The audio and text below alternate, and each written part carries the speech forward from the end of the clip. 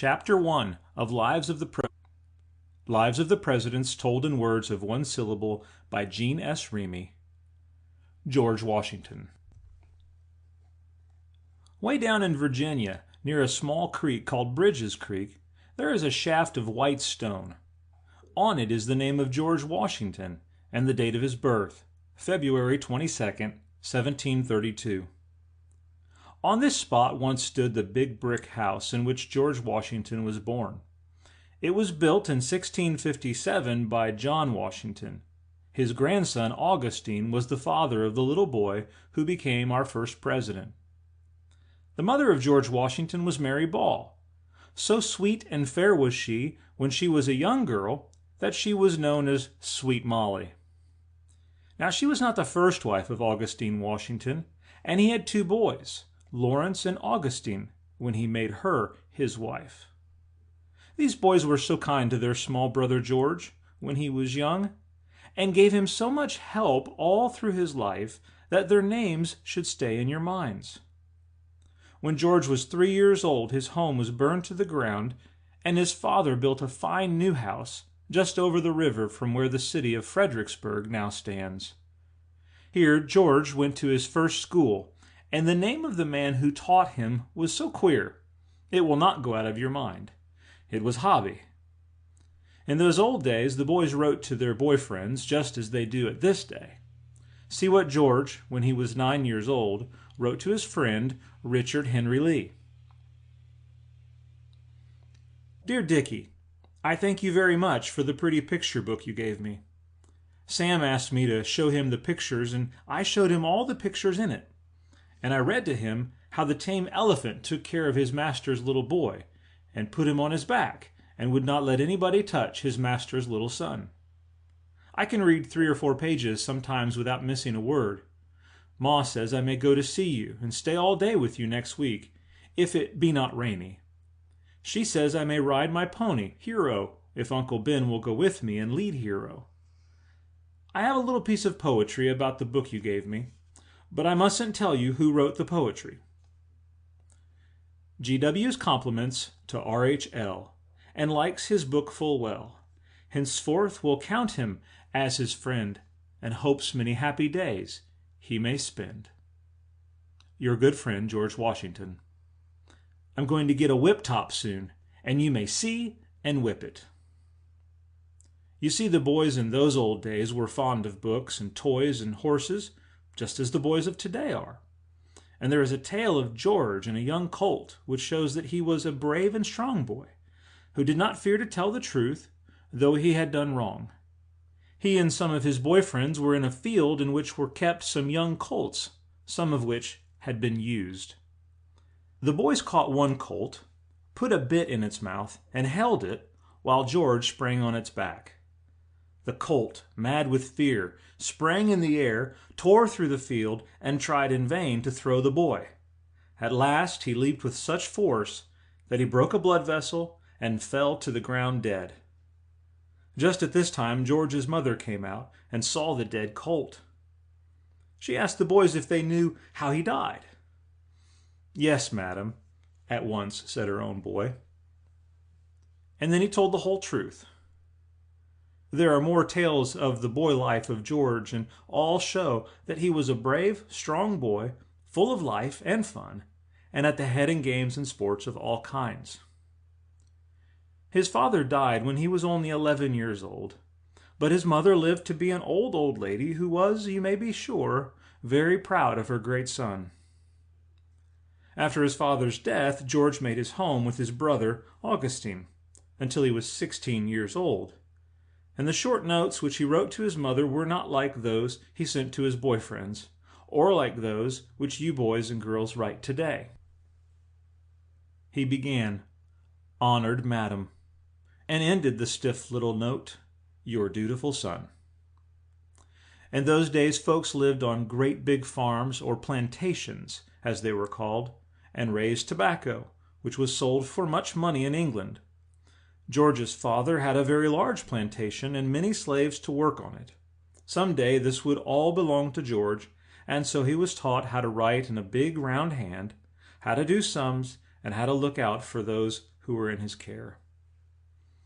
All through these years there was talk of war, for a cruel war between the French and English known as King George's War had begun, and the boys who heard so much talk of war, of course, played at it. And George was ever at the head, ever leading these bands of young soldiers. He longed, just as boys would today, to throw away his books, to leave school, to go to the true war and bear a real gun. And when he was 15, his brother Lawrence, who was a soldier, tried to make his mother let him join the Navy, as he was too young to go to the war. But this mother was a very wise woman and said no, that his place was at home until he knew how to care for the great plantation and the many slaves that in 5 or 6 years would be his. Now at this time this great land of ours was so wild that it was hard to tell how much land a man owned, just where one great farm ended and the next began. And a man who knew the land so well that he could tell folks just these things would be of much use. So George now began to give much time to just this work, and so well did he do it that soon folks came to him when they were in doubt. In fact, this work led, as you shall see, straight up to the president's seat.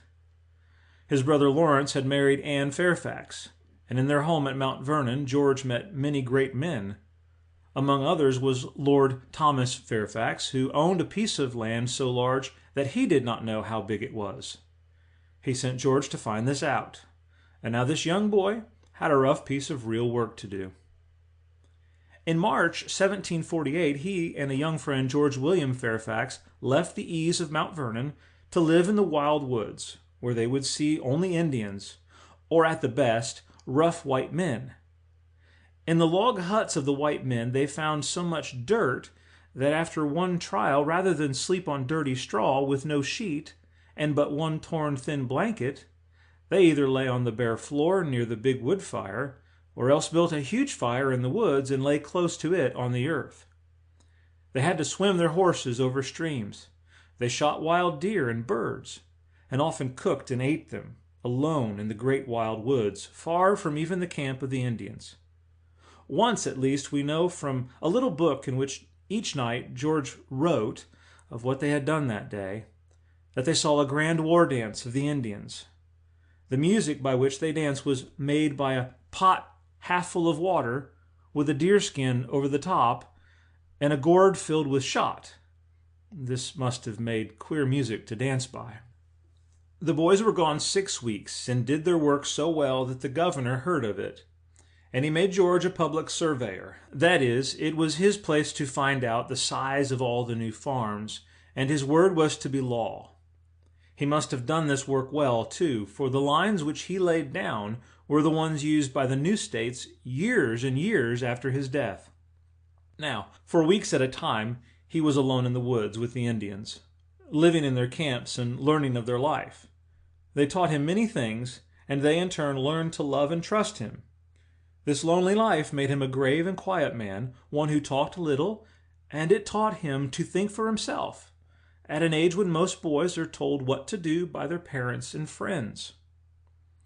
When he was not in the woods, hard at work, he was at Mount Vernon, and here the talk was of the great lands in the West, and of the war between the English and the French, who were each trying to drive away the other, and were both trying to force out the Indians. It was pretty hard for the Indians, who now had not only to fight each other, but the white men too. At last they took sides, some with the English, some with the French, and a fierce war broke out over the land near the Ohio River. No white men had yet lived there, and both sides wished to own it. The French moved very fast and built great forts and sent men there to keep the English away. It was no play war in which Washington now took part. He had real men under him.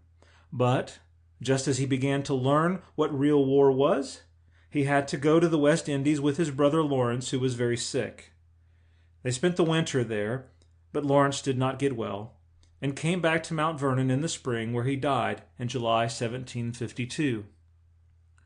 He left his land in charge of Washington, who now made his home there, and when his brother's daughter died, he became the owner. Now, while Washington had been away, the French had been very active. They had made friends with the Indians and had even dared to send some English traders in a ship to France. At this act, England was up and in arms, and sent over great ships and many men to help fight the French. The first step that England took was to send men to warn the French away from the English forts in Pennsylvania. And Washington, who knew better than anyone else the rough, wild woods, and who was a friend of the Indians, led a little band of 7 men through the dense, dark woods and over rivers filled with floating ice up to the French lines.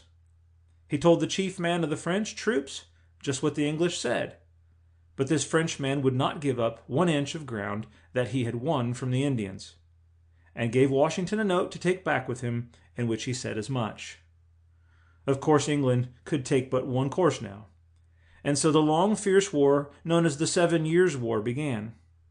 Washington was made a colonel, and showed so much skill and was so brave that in a short time he took charge of part of the troops of General Braddock. In June 1755, the troops made a start for Fort Duquesne, where they were to stay. And on this trip, while they were deep in the woods, the Indians, with fierce shrieks and wild cries, sprang on them from the rocks and trees. The horse on which Washington rode was shot. General Braddock got such a wound that he died, and many poor men were killed.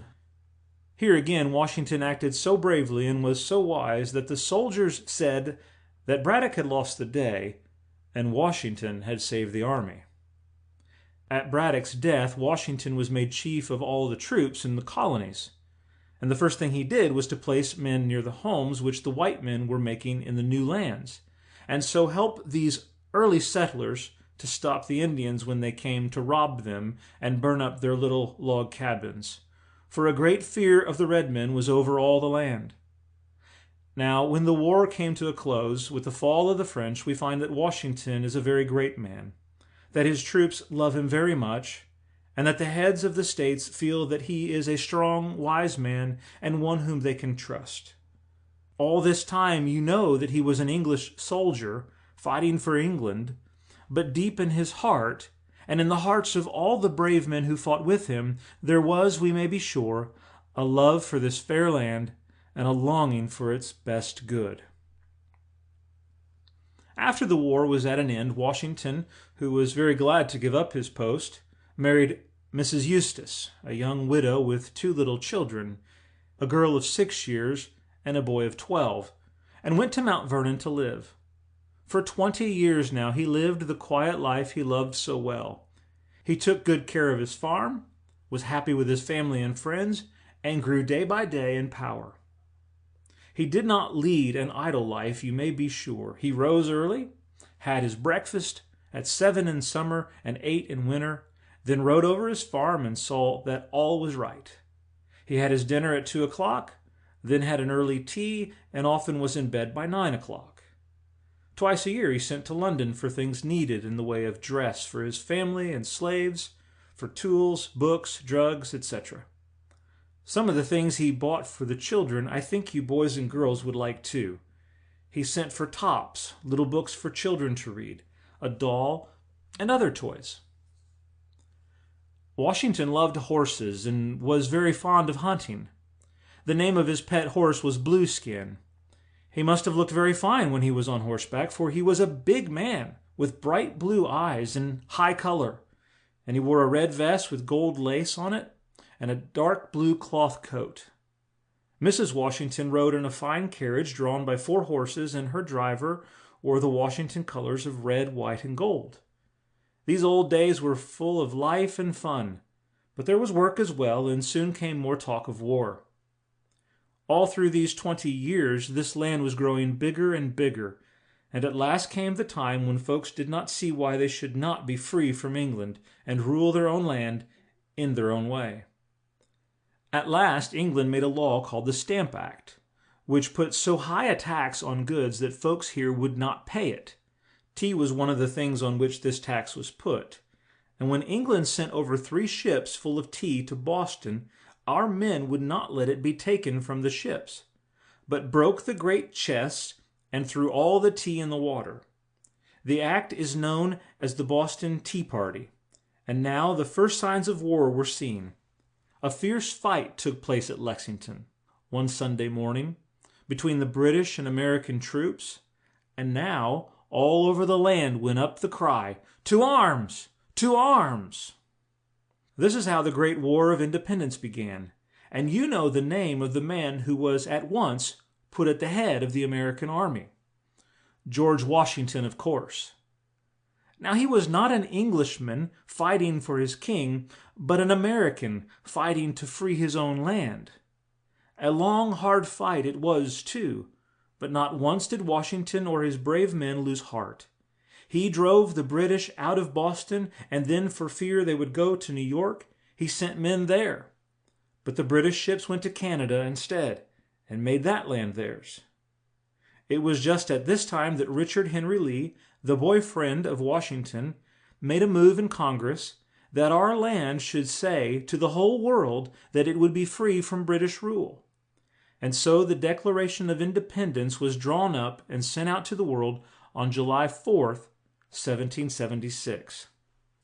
War now began in deadly earnest, and at the great battle of Long Island our men met with great loss of life and had to flee from the foe.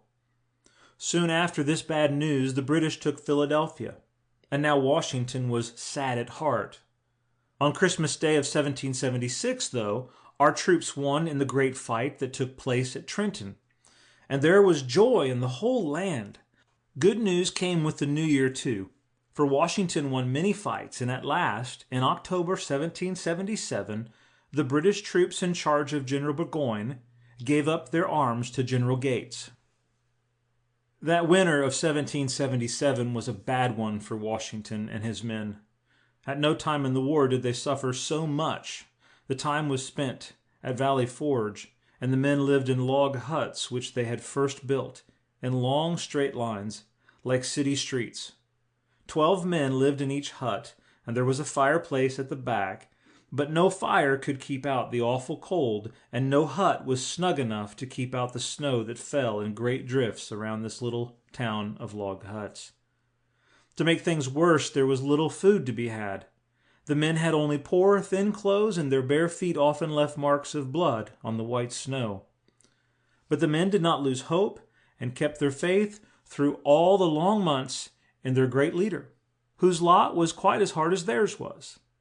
The farmhouse in which he had a room still stands, and it is hard to believe as you look at this old house on the banks of the Delaware River that once the big orchard back of it and all the pretty fields were filled with poor little wooden huts in which, for the sake of freedom, lived and suffered thousands of brave men. In the spring, things were better, for France joined America in her fight for freedom, and 3 years from this time, the British were beaten at Yorktown, and America was free. One of the great Frenchmen who gave us much help, and was a firm friend of Washington's, was the Marquis de Lafayette. A very sad thing during these last years of the war was the base act of Benedict Arnold, who made up his mind to sell to the British some post near West Point, of which he had charge. He sent a note to Clinton by a young British spy, Major Andre, but on his way to the British lines, this young man was caught by 3 of our men. They found the note in his boots, and he was brought to the American camp, tried for his life, and hung as a spy. Benedict Arnold had made his way to a ship and set sail for England, and his name is hated not only by his own land, but by even the land to whom he tried to sell his country. It was in March 1783 that the news of peace spread through the land, and it is said that Washington wept with joy as he read the glad news to his troops. He gave orders that the whole army should give thanks to God, and this was done at a great meeting on the day after Lord Cornwallis laid down his sword. Then there was a great ball given at Fredericksburg, and Washington's old mother, 74 years old, was there leaning on the arm of her son. And do you not think she was proud, as one after another of the great French officers bowed to her and spoke in her son's praise? It was on Christmas Eve that Washington came home to Mount Vernon after 8 years of war, riding in state with his wife at his side. This great American, feared now by kings and loved more than ever by the country he had made free, came gladly back to take up the quiet country life he loved so well. And here, could he have had his way, he would have lived until his death. But this new country needed at its head a man whom folks loved and trusted, and of whom other lands stood in fear. No man but Washington could fill this great place. And so at the end of 3 years, once more at his country's call, he left his home, this time to become the first president of the United States. Not one voice was against him. Every man in the new country voted to give him this last honor. And on April 30th, 1789, in New York City, he took the oath of office. Washington, who was a very rich man, had taken no money for serving his country in the war, and said he would take none now. But because other presidents might not be rich enough or good enough to want to do the same, the people made him take $25,000 a year. Now you know the presidents get $50,000 a year. Washington was in New York but 1 year, then the capital was moved to Philadelphia. And here he lived in great state until after 8 years in the president's chair, once more and for the last time, he came back home to Mount Vernon. At the end of his term of office, Washington only waited to see the next president, John Adams, take the chair, and soon after he came back, talk arose of war with France. And of course the country turned to him. He was again put in charge of the army and took up the public life he had so gladly laid down. But he had not long to bear it this time, for on December 12th, 1799, while riding in a hard rainstorm, he took a heavy cold, from which he died on Saturday night, December 14th, between 10 and 12 o'clock. Washington was buried at Mount Vernon, and today the tomb of the father of his country, as he is lovingly called, is a sacred place, not only to us, but to the men and women of the old lands, which were taught by him so long ago, to honor and fear this great new America. Washington had been dead just 100 years on December 14, 1899, and the date was made much of in the United States. In New York City, in Washington, and at Mount Vernon, there was a great time in his honor, for this great man is as dear to his country today as he was when he was alive. End of Chapter 1. Recording by Mark J. Peterson, Louisville, Kentucky, markjpeterson.com.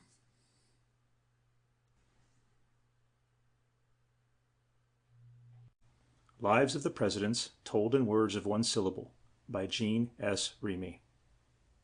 John Adams. John Adams was born not in the far South with many slaves to wait on him, but on a small farm in Braintree, Massachusetts.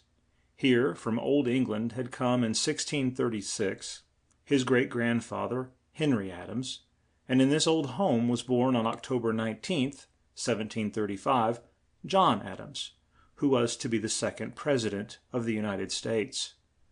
Now, on this farm in the East, there was much work to be done, and few to do it. The folks who had made their homes here did not lead such lives of ease as those who lived on the great farms in the South. As a small boy, though, of course, he was taught to read and write. John Adams had a good deal of hard work to do. There was wood to chop and snow to be cleared away. There were horses and cows to care for. And there was much work to do in the fields. In all this work, John took his part, like the brave, strong boy that he was. When the days grew long and cold, he was sent to an old school near his home. And here at once he took his place with the boys, as one who would lead in the fun and sport of all kinds. There was a good deal of fun, too, in those days, for boys and girls both. In the cold days there was good, strong ice on which to skate. There was snow to play in, and to make fine roads for long rides in a sleigh. And when the days were long and hot, there were fish in the big streams, and there was game in the wild woods. John was not fond of his books, but still he did good work at school, and when he was quite young, went to Harvard College. He left it in 1755, just at the start of the 7 Years' War, and the name of George Washington, the brave young colonel of Virginia, rang loud in his ears.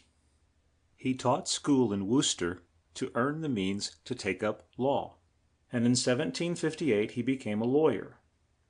He had many cases and grew wise and great, though he did not make much money, as folks in the small town of Braintree were far from rich and paid small fees. But he did make many kind friends, and far and near he was known as a man of clear, strong mind and quick, bright thoughts. He had a fine, sweet voice, too, and his speeches were always wise and showed much thought. In the strife with England, he was from the start on the side of America. So much did England fear him in 1757, the English king sent word that he would give him great wealth if he would serve him at this time. Adams would not do this. He would speak and act just as he thought right, and be bound by no king. When the Stamp Act passed in 1764, he made a great speech, which was sent to those at the head of his state. And when in 1770 a troop of British fired on a mob of American men and boys in the streets of Boston, he took the case to the courts and spoke for the British captain and his men, though they had killed 5 of our men. It may seem strange to you that Adams, who stood for American rights, should here take sides with the British. But first of all, he stood for law, and though he knew he ran the risk of losing his high place in the hearts of American men, still he would do what he thought right. But men love truth, and like to see a brave man act as he thinks right, and so felt that he had just the clear, cool head and brain and the strong, warm heart to give aid in the dark days that were to come to the land. He was sent to the first Congress and was one of the 3 men who drew up the Declaration of Independence. He was also one of the 3 men to go to France and ask for the aid which she gave to America in the spring after that hard winter at Valley Forge. Do you see why this trip at this time was a brave act, and one by which Adams ran a great risk of losing his life? England had no wish that he should reach France, and her ships tried in vain to get him. If he had been caught, he would have been hung as a man who was false to his land and his king. You know that he went to France, though, and did his work well. He stood up for our rights and had a bill passed which made the ports of France and England free to our goods. At the end of the war, he was sent to England to look out for our rights there. And though now this is a pleasant task, it was not then, for it was hard for Adams to be true to America and yet not anger the English king, George III. But we have seen how bold and brave a man he was. So the first thing he said to the king was, "I must tell your majesty that I love no country but my own." And said the king, "An honest man will never love any other." In spite of this, Adams met with much rudeness at the English court. But he did his best for his country, and when he came home in 1787, after 12 years of hard work, he was met with great joy. He was made vice president with Washington, and at the end of Washington's term of office, he was made president. He served only 4 years and then made way for Thomas Jefferson. At the age of 68 years, with the love of the whole land, he went to his home in Quincy, Massachusetts. His heart was ever with his country, and he lived until his son John Quincy Adams was made President of the United States. His last thoughts were for his country. On June 30th, 1826, he gave as a toast for the great feast to be held on July 4th the words, "Independence forever." He died on the night of this, America's great day. His last words were of Jefferson. He said, "Thomas Jefferson still lives."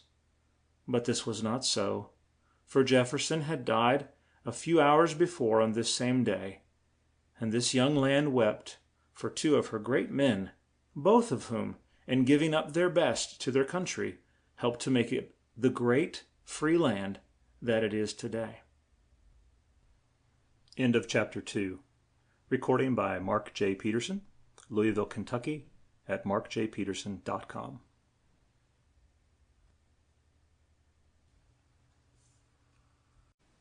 Lives of the Presidents Told in Words of One Syllable by Jean S. Remy.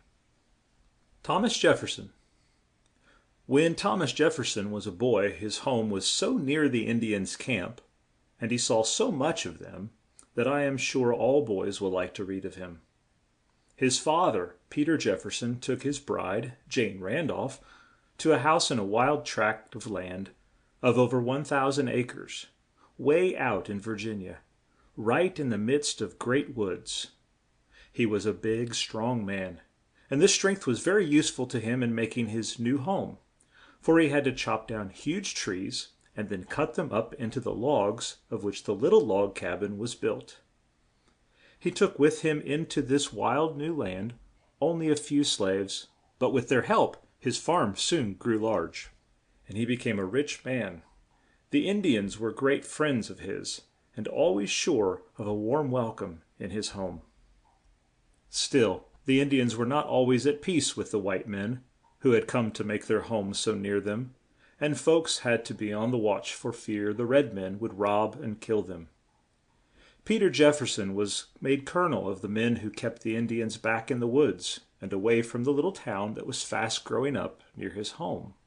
Now, this great, strong man was fond of books, and it was with his father that little Thomas began to study.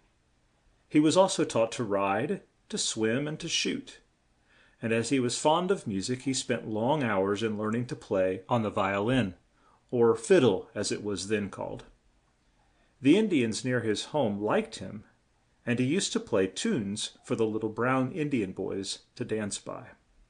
He was only 9 years old when he went to boarding school with a Mr. Douglas, and here he began to study Latin, Greek, and French.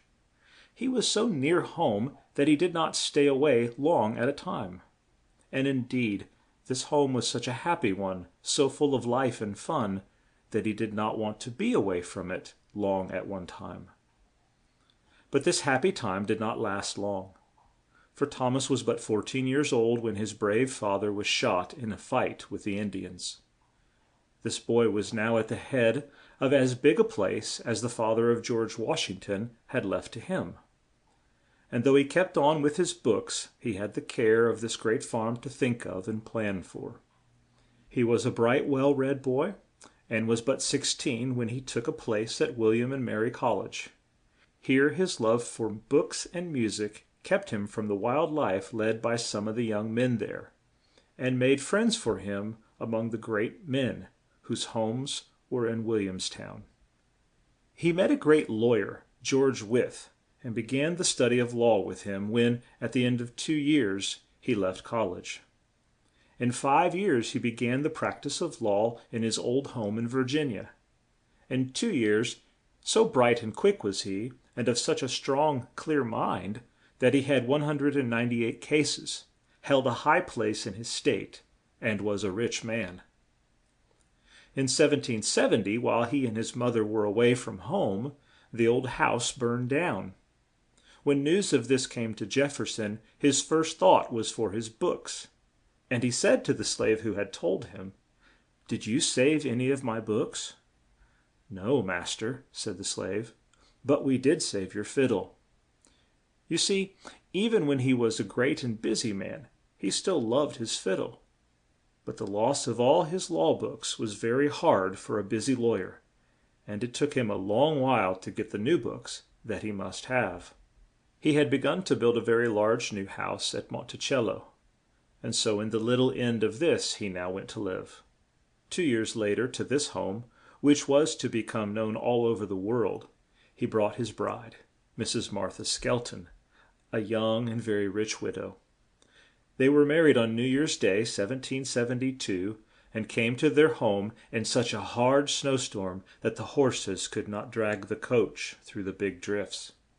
So these two young folks left the warm coach and rode the tired horses up to the door of their new home, Jefferson and his wife gave great care to Monticello, and it was known far and near for its great beauty and for its choice and rare fruits and flowers. But Jefferson was much from home.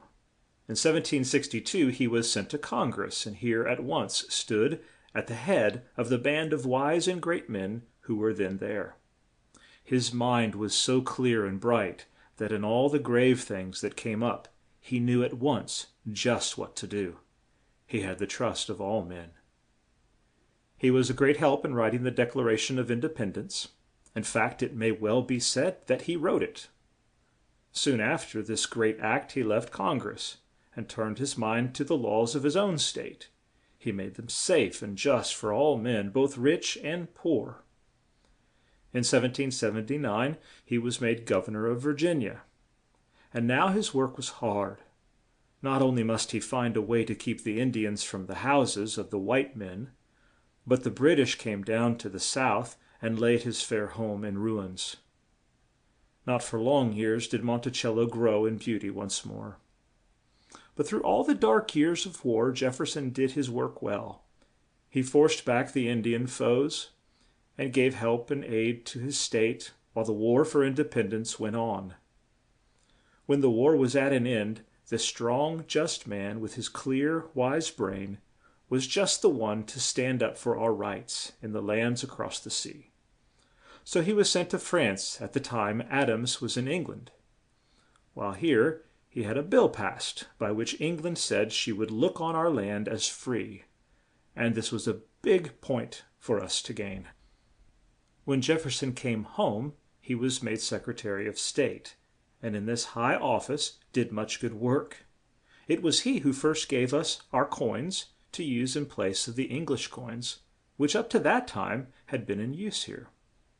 Now, Alexander Hamilton was in charge of the work of making the coin, and a great feud came up between him and Jefferson as to how this should be done. Men, of course, took sides in this strife, and so two bands sprang up which were known as Republicans and Federalists. Today, these two bands are known as Republicans and Democrats. Alexander Hamilton was killed in a duel by Aaron Burr in July 1804. In 1801, Jefferson was made president, and while he was in the chair, this land grew strong and great. Our first steamboat was built by Robert Fulton while Jefferson was president, and it did not look at all like the great boats of today. It was a heavy, clumsy boat, which went by sails as well as steam. Jefferson tried hard to put an end to the slave trade, which he felt was a great wrong. He thought, too, that folks should have the right to serve God in their own way, and he held that only men who could read and write should vote. He was a great and a wise man. Books were his dear friends, and so one of the hardest things he had to do after he went home to Monticello, when he left the White House, was to sell all his books to Congress in order to get money to live on. To his own home, hosts of friends and strangers came to see the great man, just as they had when he was in Washington. But he sold his books so cheap that the money did not help him much, and at last it seemed as if he must sell his dear old home. But now the people for whom he had done so much helped him, and a big fund was raised so that he could keep his home and live there in comfort until his death. He lived to be a very old man, and even when he was so weak he could not rise from his bed, his great strong brain was still clear. You know that he died on the 4th of July, 1826, just a few hours before the death of his old friend John Adams. Next to the name of George Washington, there is no name among the great men of our land of which the people are so proud as that of Thomas Jefferson. End of chapter 3. Recording by Mark Peterson, Louisville, Kentucky, markjpeterson.com.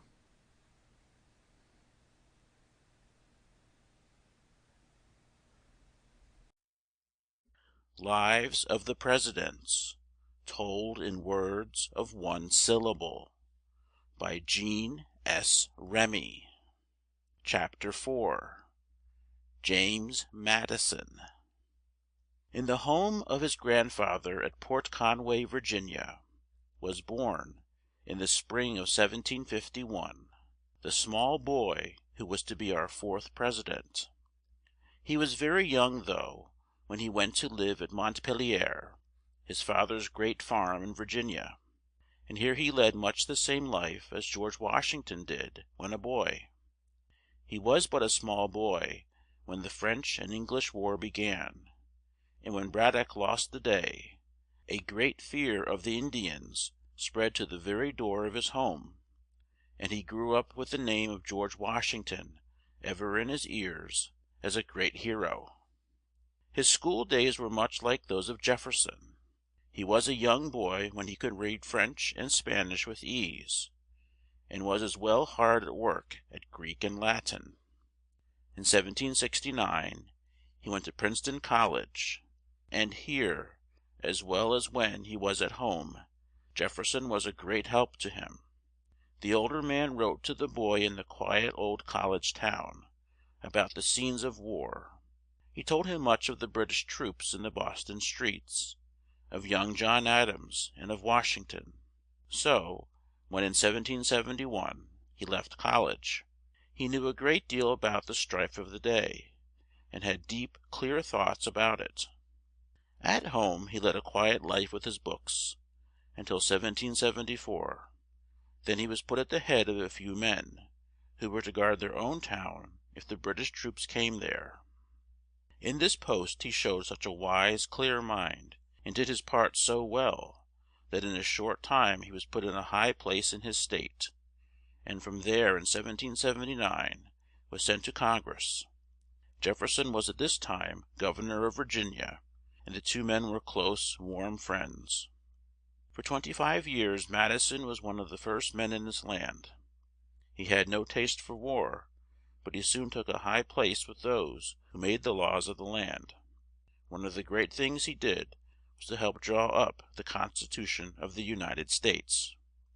In 1794 this grave and quiet man married, as Washington and Jefferson had done, a young and lovely widow. She was but 22 years old, 20 years younger than he, and her name was Mrs. Dorothy Payne Todd. Later on, the folks who grew to love this fair lady so well gave her the name by which we know her today, Dolly Madison. She was a Quakeress, and so fair and sweet was she, in her quiet little gown of gray, that once a friend said to her, "Dolly, truly thou must hide thy face, so many stare at thee."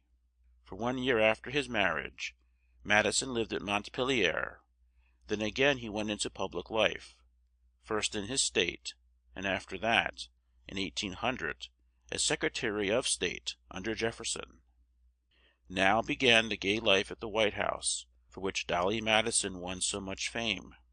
Jefferson's wife was dead, and it was the wife of his friend that helped him entertain the White House guests. Well did this lovely lady do her part, in 1808, when, as the wife of the President, she became the real mistress of the White House. More than ever did the people love her. Today, of all the pictures of the President's wives that hang up on the White House walls, none is more lovely than that of the gay and pretty Dolly Madison. Madison was most of all a man of peace, and yet it was while he was in office that the United States was drawn into the War of 1812. England, then at war with France, said she had the right to search American ships to see if they were taking aid to France. America would not give this right to England, and so the war began. In 1814 the British came to the city of Washington, and for the only time in American history the President had to leave his home. Madison, with the Secretary of State and some friends, went to a little inn near Washington, and here they were met by Mrs. Madison, who had stayed as long as she could at the White House to save some things from the hands of the British. She had brought the great Declaration of Independence, and had cut from its big frame the picture of Washington and brought it safely away. The British troops set fire to the White House, the Navy Yard, the Capitol, and in fact the whole town. They left in great haste, though, when they heard that our troops were on the way. and the next day Mrs. Madison put on the dress of a washwoman, so folks would not know her, and made a start for her home. But the British had set fire to a bridge she had to cross on the way, and then she begged an American soldier to row her over the river. He would not do so until she told him who she was, and then he was very glad to take this brave little lady in his boat. Only black ashes marked the spot on which the White House had once stood, so she had to go to her sister's home, where the President soon joined her. The English troops now tried to take Baltimore, but our brave men drove them back, and when they tried to make a raid on New Orleans, General Jackson and his troops fought so hard that the foe could not get into the city. This was the last fight of this war, and peace was signed at Ghent, December 24th, 1814. From that day, England has had to leave our ships alone, and to treat America as one of the great nations of the world. In 1817, Madison was not sorry to go back to his old home, and here many happy years were spent, for the fair lady of the White House kept open house in her own home, and guests from far and near were glad to come here. One of Madison's dearest friends was old Thomas Jefferson, who often rode over from his home at Monticello, which was only 30 miles from Montpelier. Madison wrote a good deal at this time, and once again was seen in public life. In 1829 he was at the head of the great change made in all the laws of the whole land. He died after a long sickness at his home in Montpelier on June 28, 1836. End of Chapter 4. Recording by Greg Giordano. Newport Richey, Florida.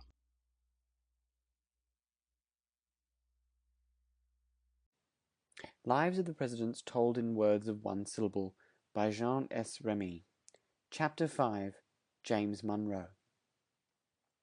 James Monroe was, like Washington, Madison, and Jefferson, born in Virginia. Our first president was just 26 years old when, in Westmoreland County, on April 28, 1758, was born the boy who was to be the fifth president.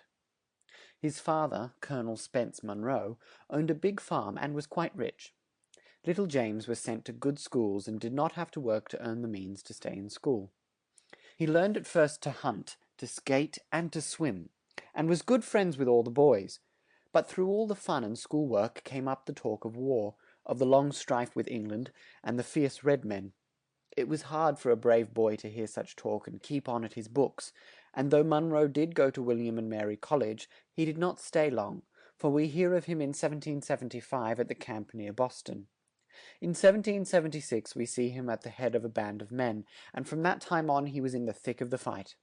He fought at White Plains and Harlem Heights, and was so brave that the great Washington gave him high praise for his work, and made him, when but 18 years old, a captain in the army. At the great fight at Trenton he got a bad wound and had to rest for some time. In the big fights of the war this brave young man was one of the first in the field. His hopes were ever high, and he put heart into the weak and worn men who looked to him for help in the sad years of the war. In 1780 he began the study of law with his old friend Thomas Jefferson, and soon led the bright men of the day. So good a friend of his was Jefferson that the home to which Monroe took his bride in 1785 was planned for him by Jefferson, who, so it is said, also gave him the nails to build it with. In 1794 he was sent to France to look out for America's rights, but he found talk of war there at that time. The people did not want a king any longer, but wished to become a free land like America, with a president at the head, and Madison, who was a Republican, took sides with the Republicans in France. The king did not like this, and so Madison had to come home at the end of 2 years. But he met with a welcome at home, and his own state made him its governor. In 1803 he was once more sent to France, this time to buy the state of Louisiana from the French, and he paid Napoleon for this large state $15 million. Twice Monroe was sent to Spain and once to England, where his task was to force England to stop her search of American ships. You know he could not do this, for that was the cause of the War of 1812. Tired and sad at heart, he came back home, and was glad to rest for a while in his own home, but he was of too much use to his country to be idle long. Once more in 1811 he was made governor of Virginia. Then came the War of 1812, and it was Monroe, now Secretary of State, who at the head of a few men saw the British land near Washington and sent word to Madison to leave the city. He also acted as Secretary of War at this time, and so well did he do his part that in 1816 he was named for President by the Democrats. He got the most votes and so took the first place in our great land.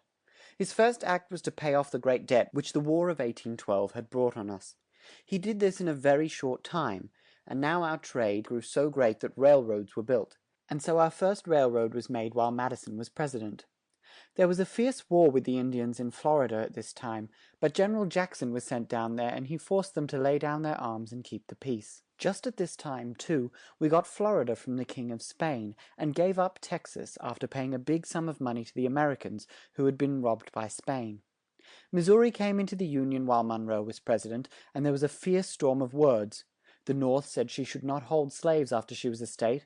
The South said that she should. At last Congress gave way to the Southern states, but made a law that there should be a line drawn through the land, north of which no state should hold slaves. In 1825 Monroe was free to go to his home at Oak Hill, Virginia, and here he lived until 1830. His wife died in that year, and then he went to live with his daughter in New York. He died here on the 4th of July, 1831, and his name is one that the whole land loves and honors. He was buried in New York, but on the 100th anniversary of his birth, his body was taken to Richmond, Virginia, and a handsome stone raised over his grave. End of section 5. Lives of the Presidents Told in Words of One Syllable by Jean S. Remy. John Quincy Adams. The little boy who became our 6th president led a life not at all like that of any other of the boys whom you have read. His father was John Adams, our 2nd president, and when, on July 11th, 1767, little John Quincy Adams was born in the old home at Braintree, Massachusetts, his great father was already speaking bravely for his country's rights in the city of Boston. In 1772 the family moved to Boston, and little John, for 2 years, saw, as the other boys did, the British soldiers in their bright red coats on parade in the Boston streets, and heard on all sides talk of war with England. He saw a little of real war too, for when he was 8 years old, his mother took him on top of a high hill, called Bemis Hill, from which he saw the smoke and heard the roar of cannon in that awful battle of Bunker Hill.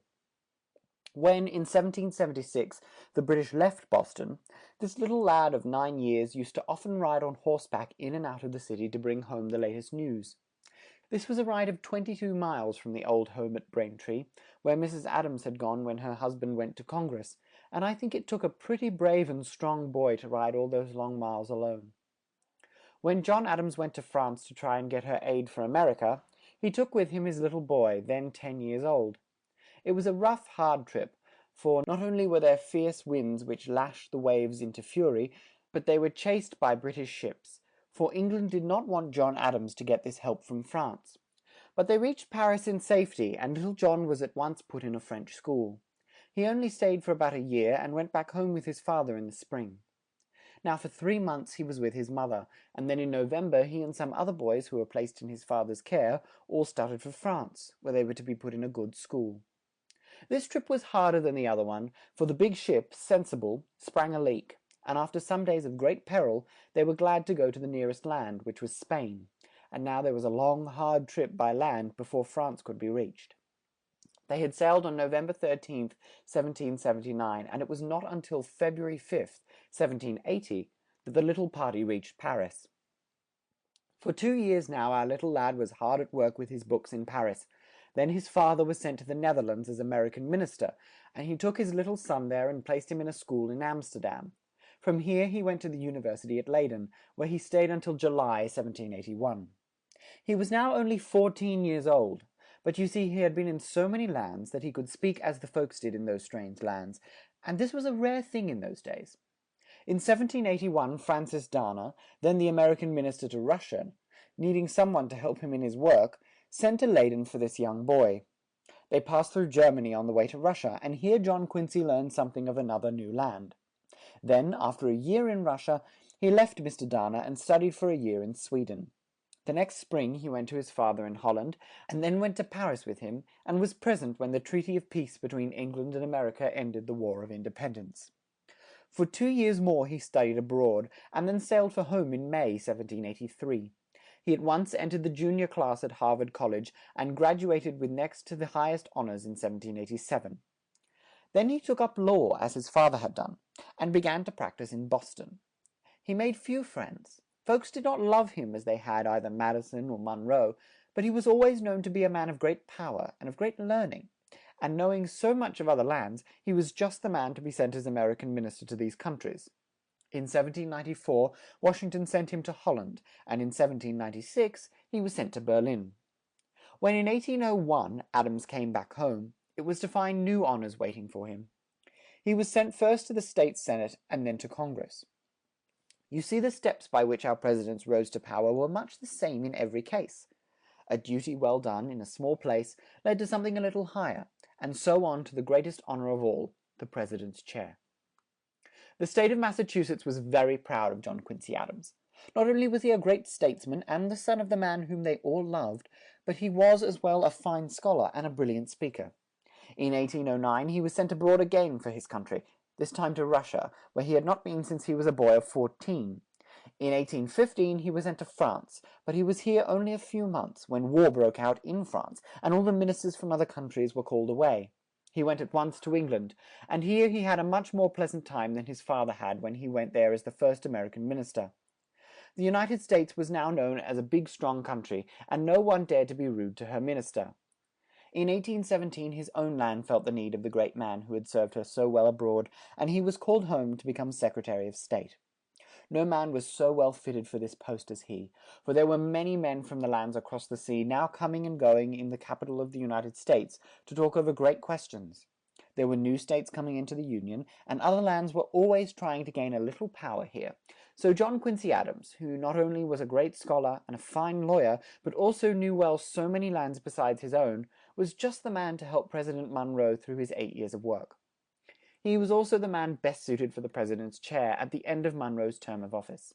Not once, while Adams was in Washington working hard, did he forget his old father, watching in his home at Quincy the busy life of his great son. Once every year he went to the quiet old home and told his father of the life in Washington, in which the older man had once held so great a place.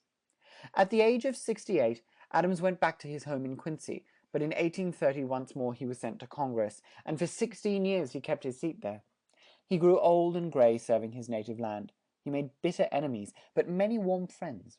He feared no one, and his voice was always for the freedom of this great land.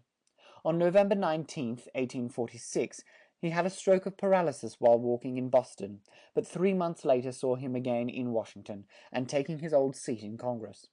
As the grey old man came feebly into the hall, every man present rose to his feet, and so stood until he took his seat. He was too weak now to talk, and only once more did he try to speak his mind on one of the great questions of the day. This was on February 21st, 1848. He rose to speak, but fell into the arms of a man near him. At once they took him into a cloakroom and sent for his wife. For 2 days did he lay there, and then, on the morning of February 23rd, his great soul took its flight. His last words were, "This is the last of life, and I am content." End of chapter 6.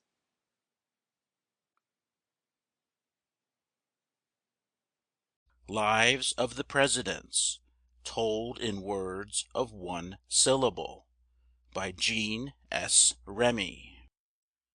Chapter 7. Andrew Jackson. The boy who was to be our 7th president did not lead the sort of life, as boy or man, that the other presidents did. He was the son of a poor Irishman, who came here from Ireland in 1765. He was born on March 15th, 1767, in a small place in South Carolina, called the Waxhaw Settlements. Poor and mean was the log house in which he first saw the light, and when his father died, which was when Andrew was a wee baby, the life of the little home was harder yet. His mother was a brave, good woman, and so well did she do her hard part in life that she was loved by all who knew her. and was known far and near as Aunt Betty. Andrew was a great care to her when a boy, for, full of life and fun, he did not care for books, and was at the head in all sorts of wild sports. He was ever ready for a fight with boys who made him angry.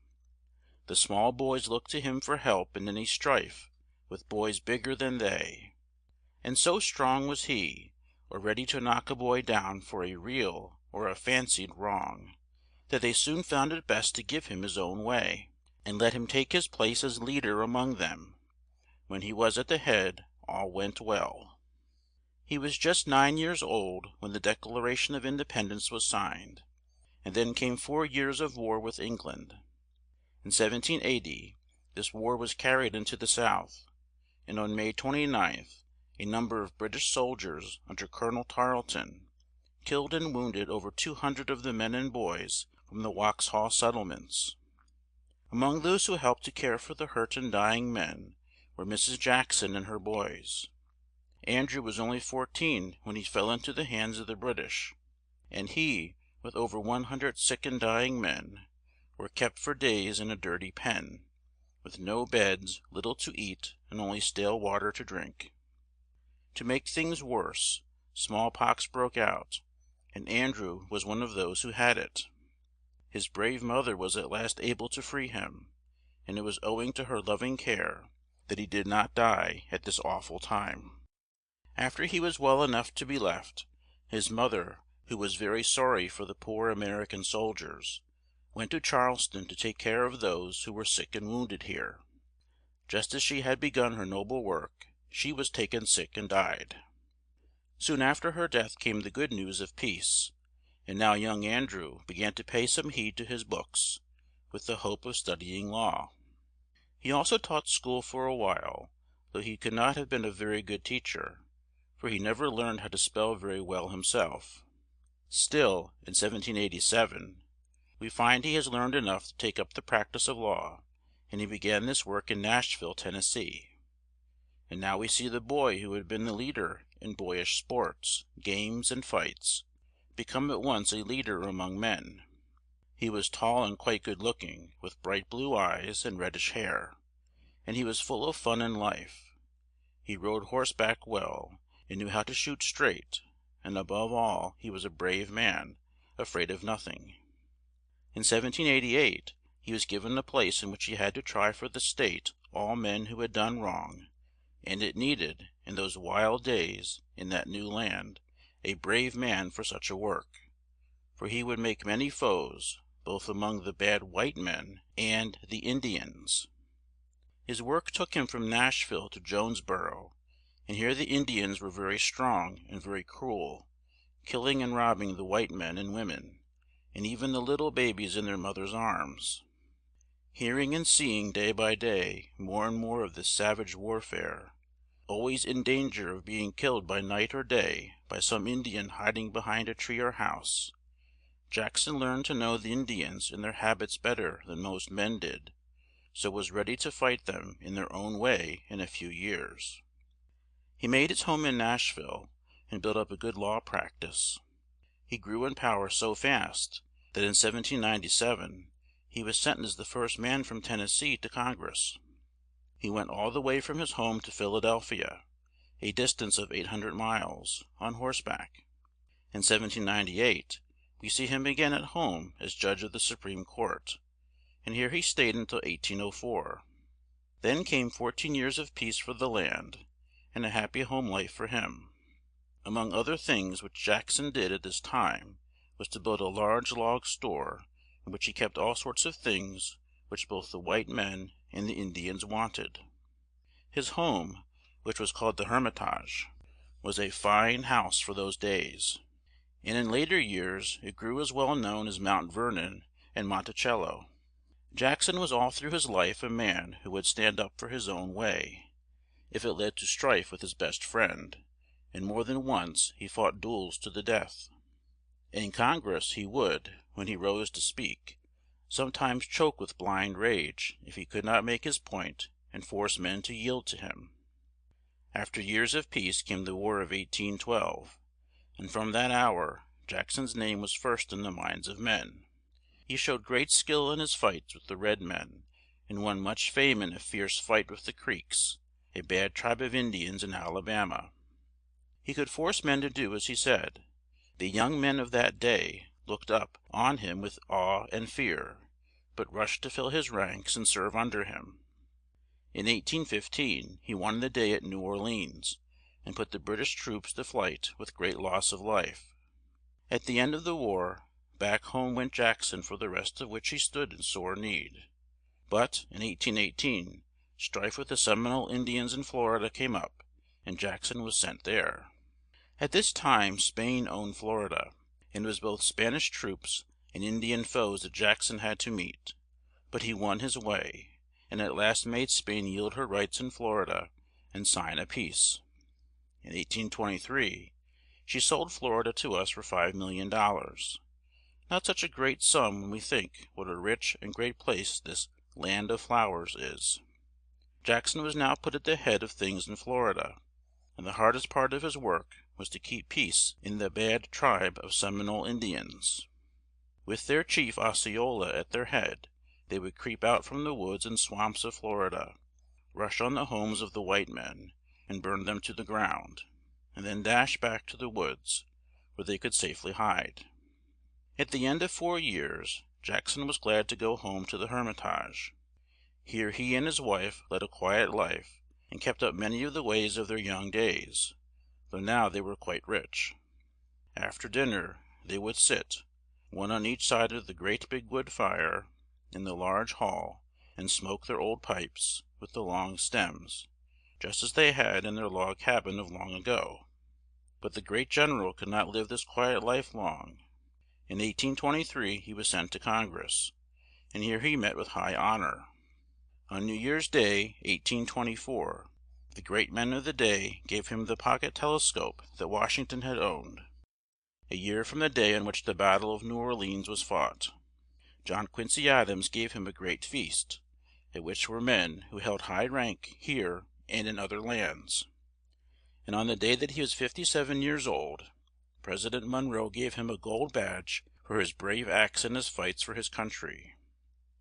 In 1828 this rough but brave and kind old man was made president, and now he stood up for his own way, just as he had in the wars of his land, and when he was but a boy.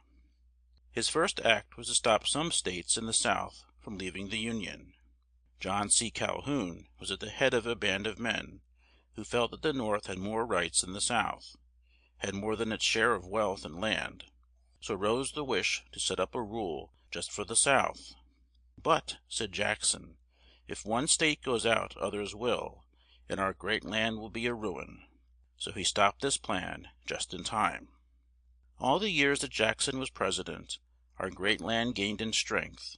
New railroads were built, and new steamboats. The land grew rich year by year. In 1824 the slaves in Mexico were set free, and Texas came into the Union. On the whole, Jackson's term was a good one for the land, and so well did the people like him that he is the only president of whom it has been said that he was better liked when he went out of office than when he went in. The last years of his life were spent at the Hermitage, where he died on June 8th, 1845. End of Chapter 7. Recording by Greg Giordano. Newport Richey, Florida.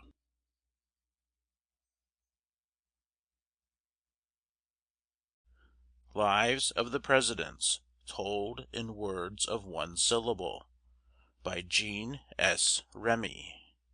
Chapter 8. The Life of Martin Van Buren. The place in which Martin Van Buren was born was far from the homes of the other boys who became our presidents, and his life as a boy was not one bit like theirs. His father and mother were Dutch. Hose was his mother's queer name, and the name of the small town, in which, on December 5th, 1782, he was born, was Dutch too. Kinderhook, the little town, was on the Hudson River, way up in New York State. His father kept a good inn, and had a small farm, so he could send Martin to good schools. Martin was so quick and bright at his books that he took up the study of law when he was 14, and at 21 he was a lawyer and at work in Kinderhook. He was a man who made friends with great ease, and as he was a good lawyer as well, his state soon saw that he was the man to speak for it at Washington. So in 1821 he was sent to Congress. Then in 1828 he was made governor of New York State, and this was a big step towards the president's chair. He was Secretary of State when Jackson was president, and in 1837 he took the oath of office and became president. He was in office only one term, and those 4 years were hard ones for him.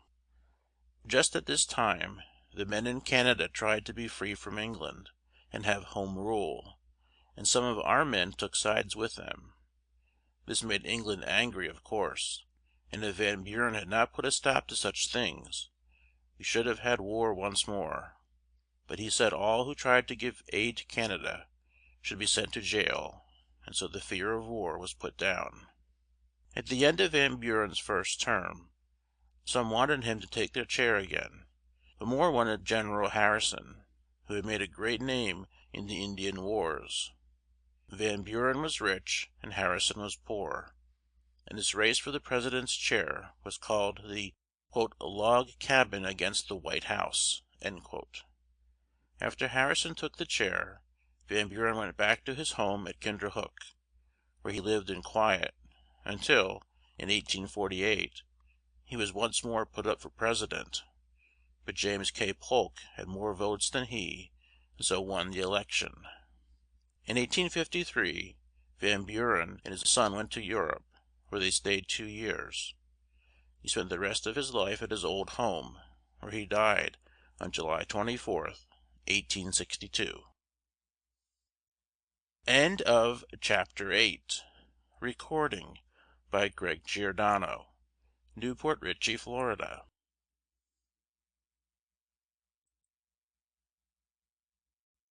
Lives of the Presidents, Told in Words of One Syllable, by Jean S. Remy. Chapter 9. William Henry Harrison. William Henry Harrison was born in Berkeley, Virginia, on February 9th, 1773. His father, Benjamin Harrison, was not a rich man, but lived at ease on a small farm. He was a man of much force in his state, and was at one time its governor. He was a brave, strong man, and taught his small son to be like him.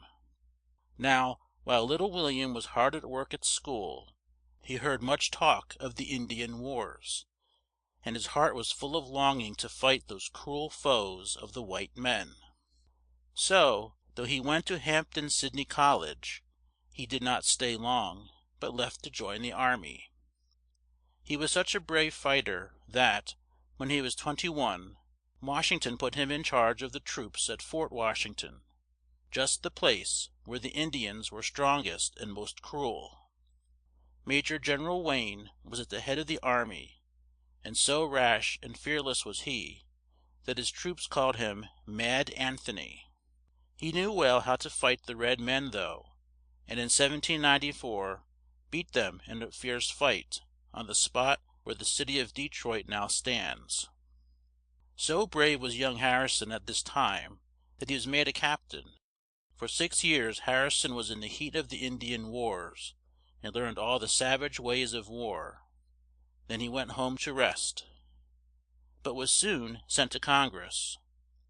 So well did he do his work here, that Indiana now chose him for governor, and here he was so much liked that he kept his seat 3 terms.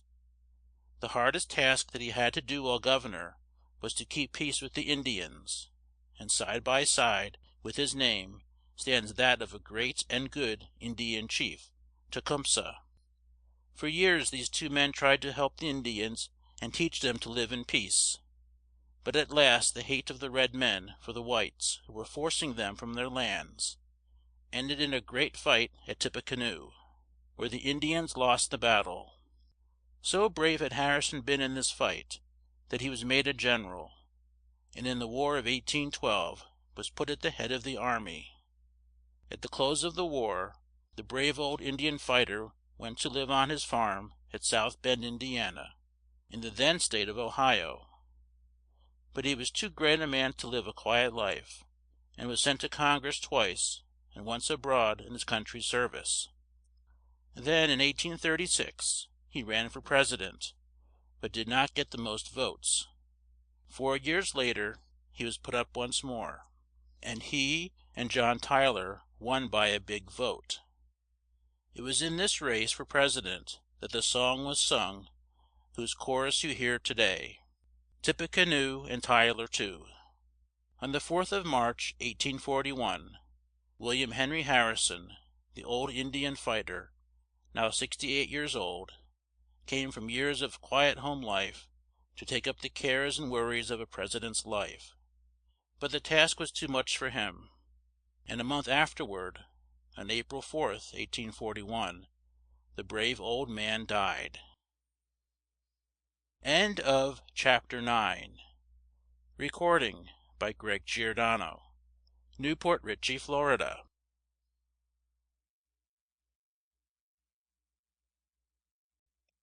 Lives of the Presidents Told in Words of One Syllable by Jean S. Remy. Chapter 10. John Tyler. As a boy, the life of John Tyler was much the same as that of the boys of today.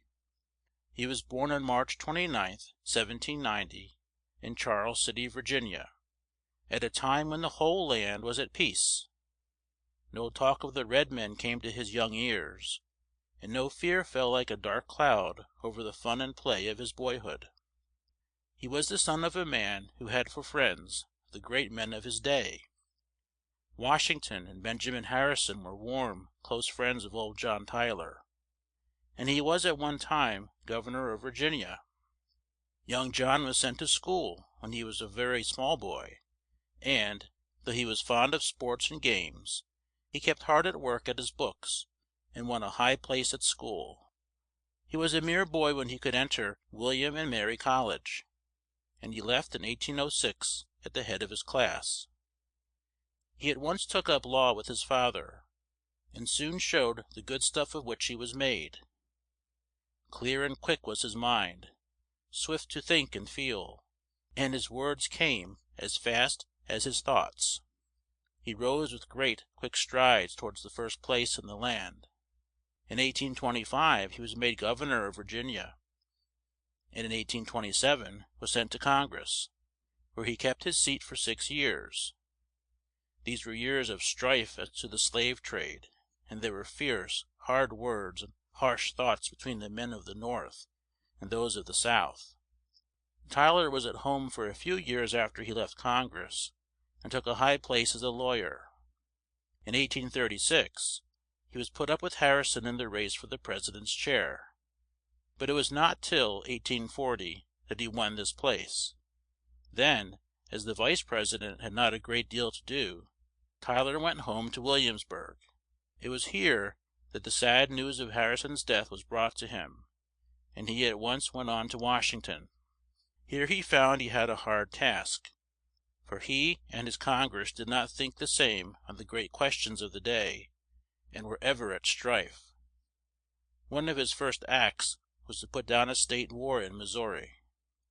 A Mormon by the name of Smith, and a band of men who thought as he did, went down there to live. Folks there did not like this, and tried to drive them out of the state. But this was a hard thing to do, for there were about 12,000 Mormons.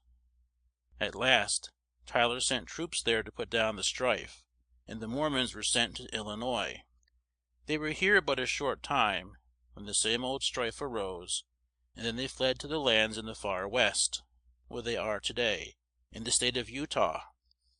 War broke out in Texas, while Tyler was in the chair, and after fierce fights between the Texans and Mexicans, the Texans won, and were at the head of the state. They asked at once to come into the Union, and in 1845 this great state came in. In the last year of Tyler's rule, Samuel F. B. Morse found out how to send words in just a flash of time through miles and miles of space, and you children know well that the fine wire stretched from one great pole to the next on which the quick news was sent was called the telegraph. At the end of Tyler's first term, James Knox Polk had the most votes, and so took the president's chair, and this news was the first that was sent over the telegraph wires. End of Chapter 10. Recording by Greg Giordano. Newport Richey, Florida.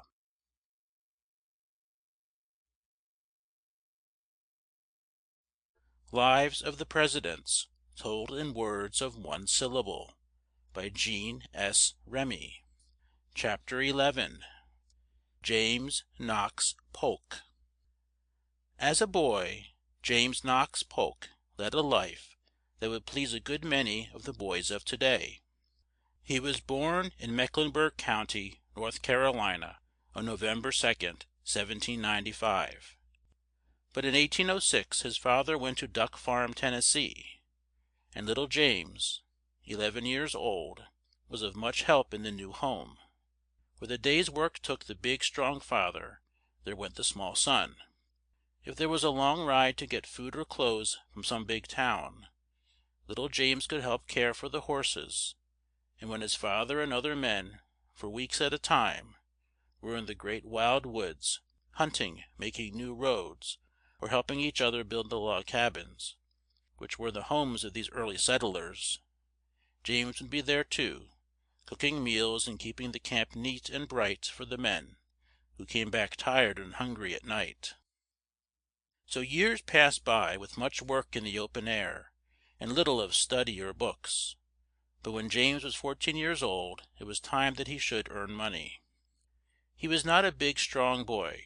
He could not stand rough, hard work on a farm. He did not love to hunt. He had no taste for war.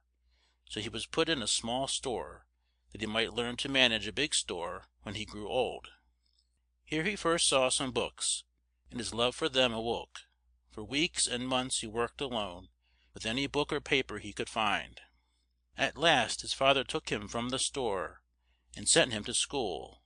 He was now 18, but he was so quick to learn, so bright and smart, that 5 years from this time he left the University of North Carolina at the head of his class.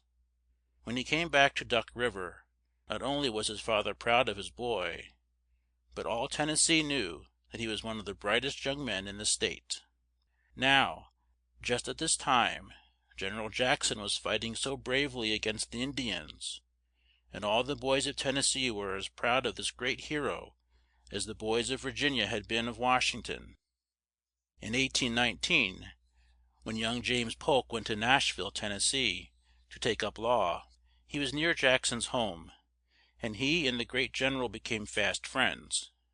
It was owing to Jackson's help that, in 1824, Polk, then a bright young lawyer, took his first public step and was sent to the state legislature. He arose so fast in the love and trust of his state that he was sent to Congress when only 30 years old, and here he stayed for 13 years. In 1840 he went back to his home at Grundy's Hill in Nashville. Having made a great name in Washington, not once did he lose his hold on the great questions of the day, even while here at home, and in 1845 he was chosen President of the United States. While he was in office, once more the United States was at war, and this war is known as the Mexican War. Its cause was this: our people in Mexico said that a big tract of land down there was theirs. The Mexicans laid claim to it too, so General Taylor went down to see that our rights were looked after. In the first fight he won, and lost but 9 men. Then he laid siege to the great city of Monterey, and after a hard fight took the town. That same year General Scott took the city of Vera Cruz. On September 14th, 1847, the American troops took the city of Mexico, and the long war was at an end. In 1848 came the news of great gold mines in California, and men went in such numbers to this state that the "gold fever" of 1849 is a well-known term today. While Polk was in the chair, 3 new states came in, and 2 of them were free states; that is, no slaves could be kept there. Just at this time some men formed a band, and said that no slaves should be kept in any new state which the United States should gain. In 1849 Polk went home to Nashville, Tennessee. He was only 58 years old, but he was so worn out with years of work that he lived but a few months after he got home. He died on the 15th of June in the same year. End of chapter 11. Recording by Greg Giordano. Newport Richey, Florida.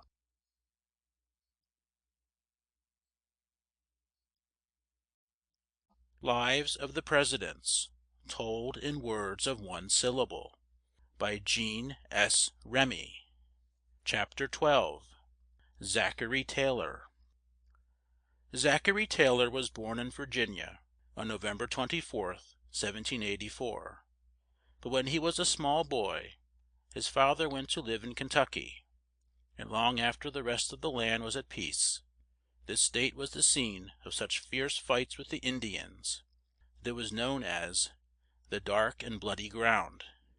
It is not strange that this boy, who lived at a time when women as well as men had to know how to load and fire guns, so that they could help to keep the red men from their homes, should have grown up to be a brave, strong man. As a boy he went to good schools, but cared far more for the tales of war which his brave father told him than he did for his books. He did love books, which told of great fights and brave men, and read all that he could get. When he was just of age he went to war, in place of a friend, and was so brave and fearless that he soon took a high place. He was in the great fight of Tippecanoe, and all through the War of 1812 he showed great skill in his fights with the red men. Well he knew all their tricks and modes of war. He gained great fame in Florida, when he was sent there to make the Seminole Indians keep the peace. For years had this tribe of Indians made war on the white men. Their chief, Osceola, had, years ago, gone to one of the forts with his wife, who was a slave girl. He had been put in chains, and she held at the fort. In his rage he had sworn to lead his men in war when he could get to them, and at last his chance had come, and he had fled by night from the fort. To rouse his tribe and hurl them at the whites was his first thought, and long and cruel were the fights that went on for years. At last Taylor was sent to Florida, and now a trick was played on this great chief of the Indians. With a flag of truce, he came to the fort to talk with the general, and by the orders of the general he was held there a prisoner. He was sent at last to Fort Moultrie in Charleston harbor, and there, in the year 1838, he died. With their chief dead, the Seminole Indians had no heart for war, and soon the few red men left of this great, fierce tribe were put far away from each other in new states, and there was peace in Florida. General Taylor won great fame in the Mexican War. In 1847 he won the fight of Buena Vista, which took place on Washington's birthday, and he won too the fights of Palo Alto and Monterey. On September 24th, 1847, our troops took the city of Mexico, and the war was brought to an end. As Taylor went home to Baton Rouge, he met with praise. At each place he passed, folks came in crowds to see the great hero. Cheers filled the air, flags were raised and guns were fired. He was the idol of the land. His men too were fond of him, for all through the war he had been kind and good to them, and shared their hard life. He was such a hero to the whole land that it is not strange that he was named the next president, and got the most votes. He took the chair of state in 1849, but the brave old man came in just at the time when the strife about slaves was at its height, and the cares of the office were too much for him, as they had been for Harrison.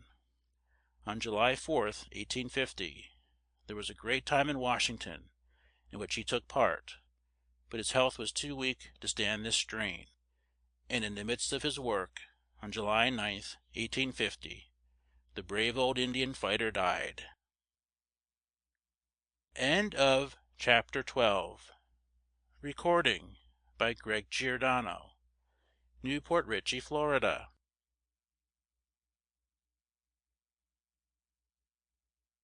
Lives of the Presidents, told in words of one syllable by Jean S. Remy. Chapter 13. Millard Fillmore. In a log cabin way out in the western part of New York State, deep in the dense, wild woods, was born on January 7th, 1800, the boy who was to be the 13th President of the United States. His father had gone there from Vermont to get away from the Indians, who gave no peace in his old home, and no house stood nearer than 4 miles to the little home he had built in the wild new land. There was no school, and if there had been, little Millard had not much time to go, for he was very young when he was taught to earn money and help in the little home. He learned how to make cloth from the soft white wool, and was hard at work in this way till he was 19 years old. Then a love of books came to him, and a lawyer took note of him and gave him such aid that he soon took a high place in the law studies. When he was 22 he went to Buffalo and taught school to help pay his way as he went on with the study of law. He was bright and quick, and in 1823 he began to practice law and soon rose to such a high place in the state bar that his state sent him to Congress.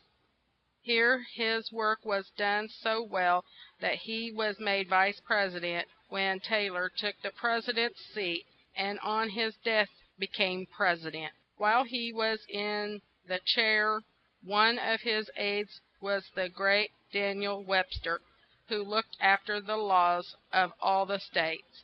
He had been in office but a short time when a band of men tried to get Cuba from Spain, but they were soon put down. He was in office one term and then went home to Buffalo and took up the practice of law again. In 1855 he went to Europe, where he stayed for 1 year. He then came home to lead a quiet life, full of study, till his death on March 8, 1874. End of chapter.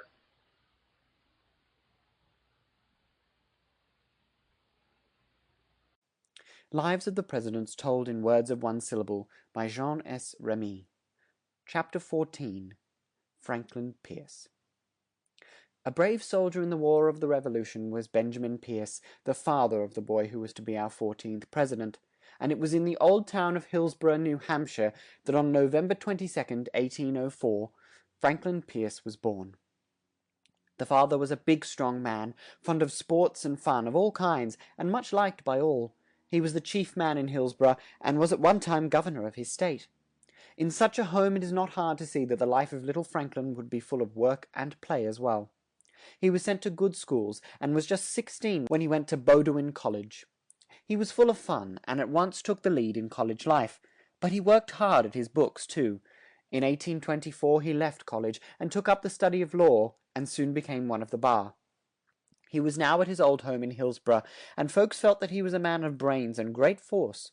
He was sent to Congress, and held high office in his state while he was still a young man, and in the Mexican War he showed himself as brave a man as his father had been.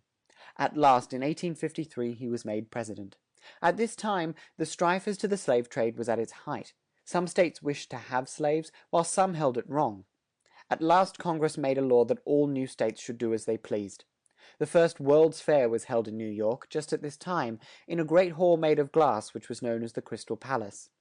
Pierce was in office one term. At the end of that time he went back home to Concord, Massachusetts, where he lived a quiet life until his death on October 8, 1867. End of section 14.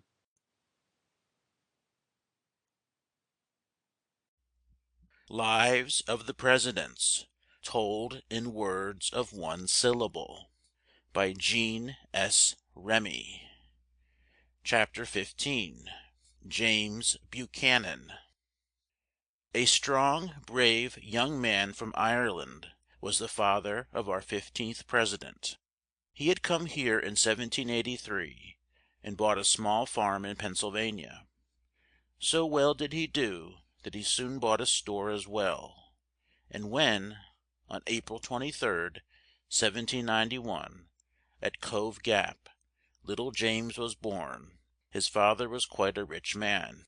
He sent his son to the best schools, and he was just 16 years old when he went to Dickinson College. Here he took first place with ease. In 1809, when he left college, he began the study of law. In the War of 1812, he served in the army, and at the close of the war, his state chose him to help make her laws. He was a young man when his state sent him to Washington, where he held his place in Congress for 10 years. In 1831, he was sent to Russia to look out for our rights there, and in 1853 he held the same post in England. You see, he rose fast to the first place in the land, for in 1857 he was made president. While he was in the chair of state, the Prince of Wales came here for the first time, and this shows that England felt we were now one of the big countries of the world, and that she must treat us as such. It was while Buchanan was president that Cyrus W. Field laid the first wire under the ocean, by which words could be sent from this new land to those old lands on the other side. The talk about slavery was so fierce at this time that a fight in which brave lives were lost took place, and the name which shines out bright is that of John Brown, of Kansas. He was a friend of the black men, and took their part.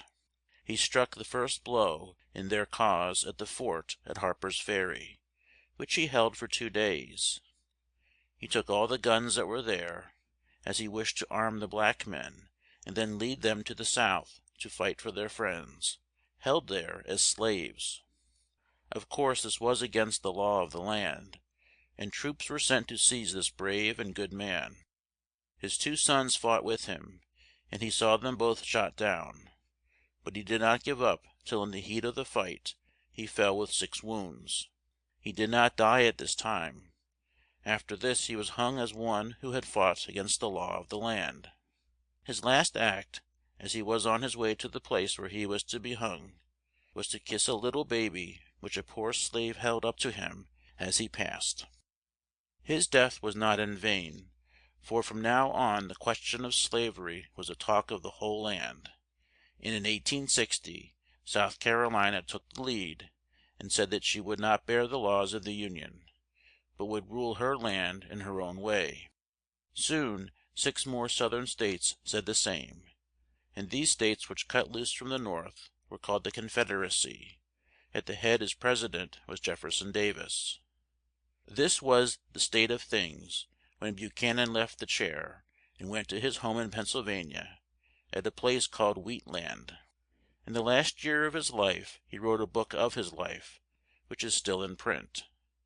He died at his home on June 1st, 1868. He was the last of the peace presidents, for it was Abraham Lincoln who took his place, and in his term the strife as to the slave trade led to our Civil War. End of chapter 15. Recording by Greg Giordano, Newport Richey, Florida.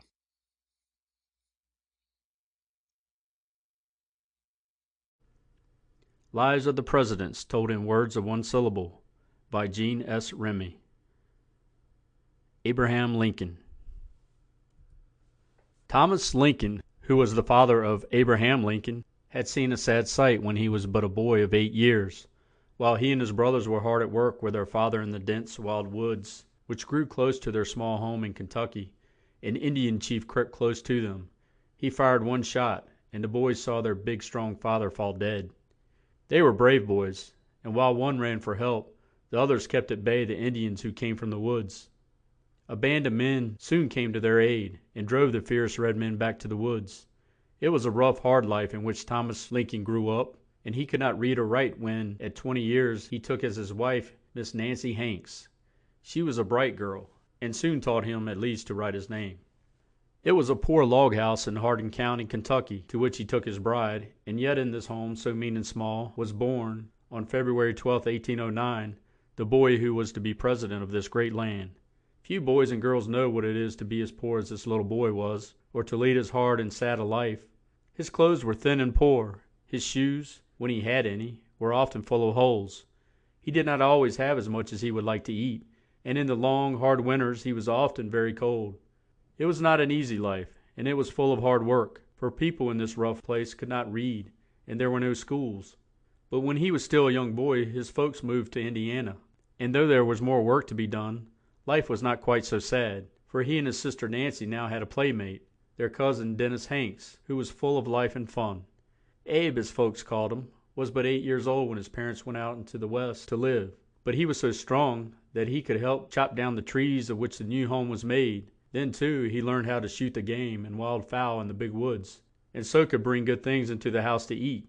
But a dark time came in his life soon, for the kind, good mother took sick and died. Her death was a great loss to Abe, and he felt much grief that there was no one to say a prayer at her grave. So he wrote to the minister in the old home in Kentucky, and asked him if he would not come there and bless his mother's grave. This good man came as soon as he could, but it was a long while after her death before Abe had his wish.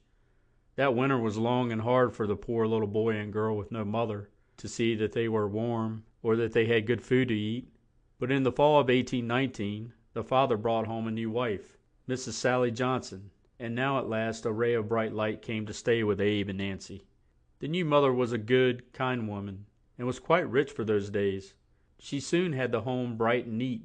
She put good warm clothes on Abe and Nancy, saw that they had food to eat, and at once sent them to school.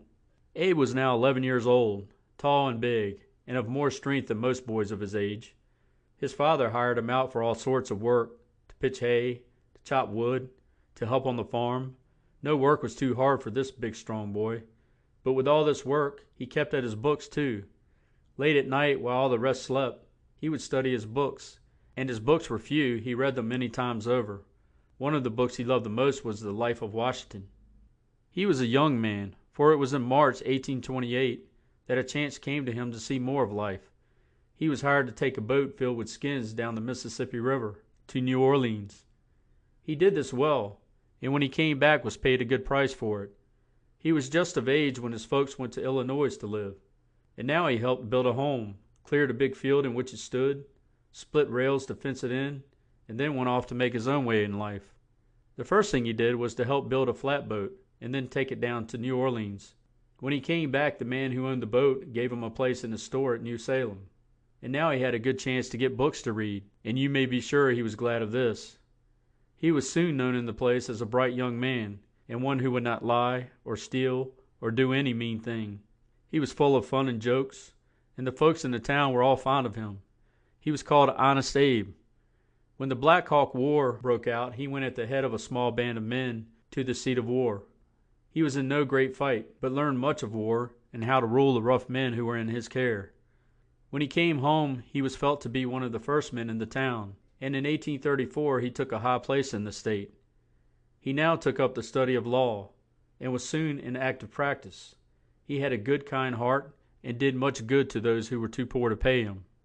In 1846 he was sent to Congress. This time he was there but 1 year, then came back to Springfield, Illinois, and built up a fine law practice. His name was now known through all this great land, and in the slave strife he was always on the side of the slaves. He spoke so often for the slaves that in 1860 the South said if he was put up for president by the North and West, they would leave the Union. But he was just the man to fill this high office at this time, and as he had the most votes, he took the office of president in 1861. There is a story told of these days, which shows that Lincoln, when a great man, had no shame for the days when he was poor. Old John Hanks, who helped him build that rail fence so long ago, came to Illinois with 2 of those rails, and on them was a big card which told where they came from and who split them. Lincoln was just about to make a speech to a big crowd, and when he saw these rails he said that he had split them when a boy, but thought he could do better now. Then shouts and cheers went up from the crowd, you may be sure, and from that time Lincoln was known in the race for president as the rail splitter. When he left his home to go to Washington, a great crowd came to see him off, but he was so sad he could not say much to them. There were plots to kill him at this time, and he knew it, but he gave no thought of his own life, and went straight to his post of duty as president. It was with a sad heart that he saw this great land torn with war, and he would have been glad to keep peace, but this he could not do. When the South fired at the flag of the Union at Fort Sumter, a cry went up through the whole land. The South fought for what it called states' rights, the right of each state to rule in its own way, but this Lincoln would not have. He cared more for the Union than he did for the slaves, for though he thought all men should be free, he said, if he could save the Union, he did not care if not one slave was made free. He had no wish to keep the South from its rights. But at last, he felt it wise to send out a bill which said that all slaves should be free, and have the same rights as white men. This land was in no state for war. Much had to be done. Clothes and food got for the troops, and arms as well had to be made or bought at once. The first great fight was at Bull Run in Virginia, and the loss of life on both sides was great. The North lost from the first. Men who had never been in a fight before went mad with fear and ran for their lives. But at the fight at Gettysburg, the men of the North were brave and fought with such skill that the great fight was won by the North. Grant was put at the head of the troops who went down to free Mississippi, and it was not long before he placed the stars and stripes over this fair state. The South made a brave fight for what it thought was right and just. But as the war went on, the troops of the South were in a bad state. They could get no food, no clothes, and so many men had been shot in the last years of the war, young boys had to help fill up the ranks. Now came Sherman's march to the sea, and he took Savannah and all its guns and stores. This was a great blow, and now one by one the seaports of the South fell into the hands of the North. At last General Lee, a great and good man of the South, sent word to Grant that he would come to terms and make peace. Grant was kind at this hard time. He let Lee keep his sword, and said that the men might keep all their horses. It was in April 1865 that peace came to our great land, and the North went mad with joys. Bells pealed, and fires blazed in the streets.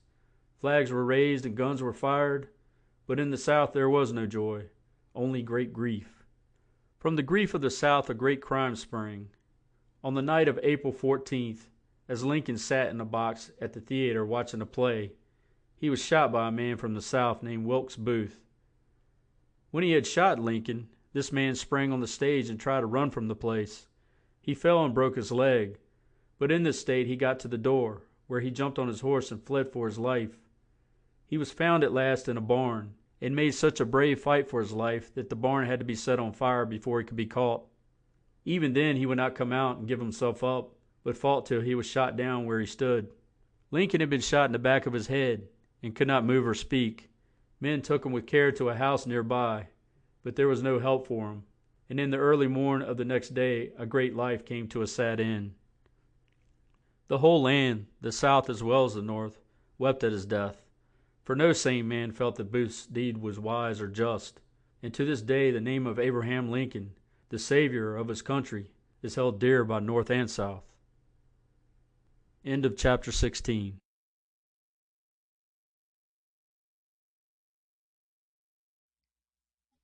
Lives of the Presidents, told in words of one syllable, by Jean S. Remy. Chapter 17. Andrew Johnson. Andrew Johnson's life as a boy was quite as hard as that of little Abe Lincoln. He was born in Raleigh, North Carolina, on December 29th, 1808, in a small log cabin, and near his home were the big farms of the rich men of the South, on which lived in more ease than he the slaves, who looked down on his father and mother as "poor white trash." His father died when Andrew was but 4 years old. He must have been a brave man, for he lost his life trying to save a man from drowning. Little Andrew was too poor to go to school. He had to try and earn money. When he was but 10 years old, so he was sent to a tailor to learn to make clothes. Here, for 5 years, he worked hard, And then he heard a man read, and for the first time it came to his mind that he could learn to do this. He got the men in the shop to teach him his ABCs, and he was so quick to learn that soon he could read a little. But it was not till he was wed to a bright young girl that he learned a great deal of books. This was when he was 18, and he had gone to Greenville, Tennessee, to set up in life for himself. These young folks were both poor, but both bright, and the wife was a great help to Johnson all through his life. He rose fast in his new home. We see him, from the first, take the part of the poor, and he was soon put in high office in the town.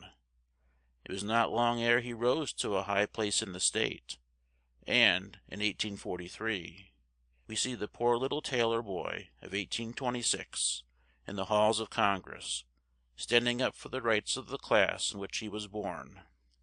In 1846, he took the seat of John Quincy Adams, who was too sick to hold it.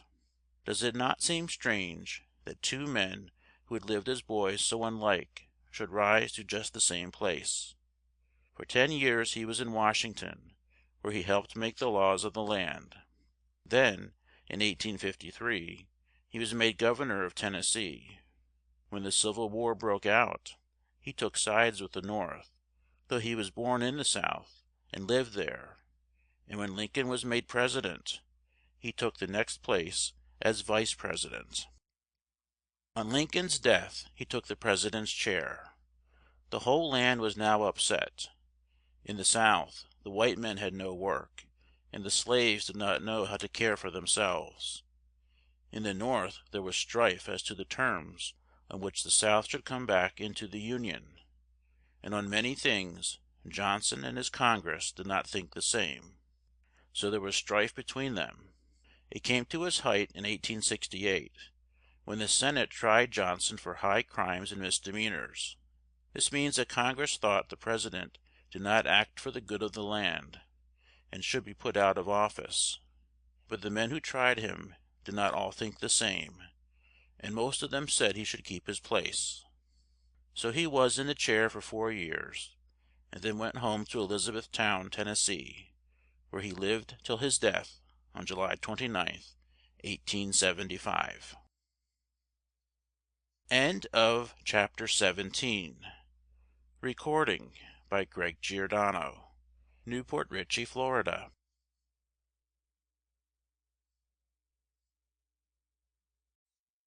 Lives of the Presidents, told in words of one syllable, by Jean S. Remy.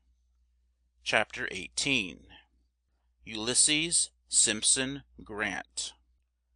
The boy who was to be first a great general in the army, and then President of the United States, was born at Point Pleasant, Ohio, April 27th, 1822.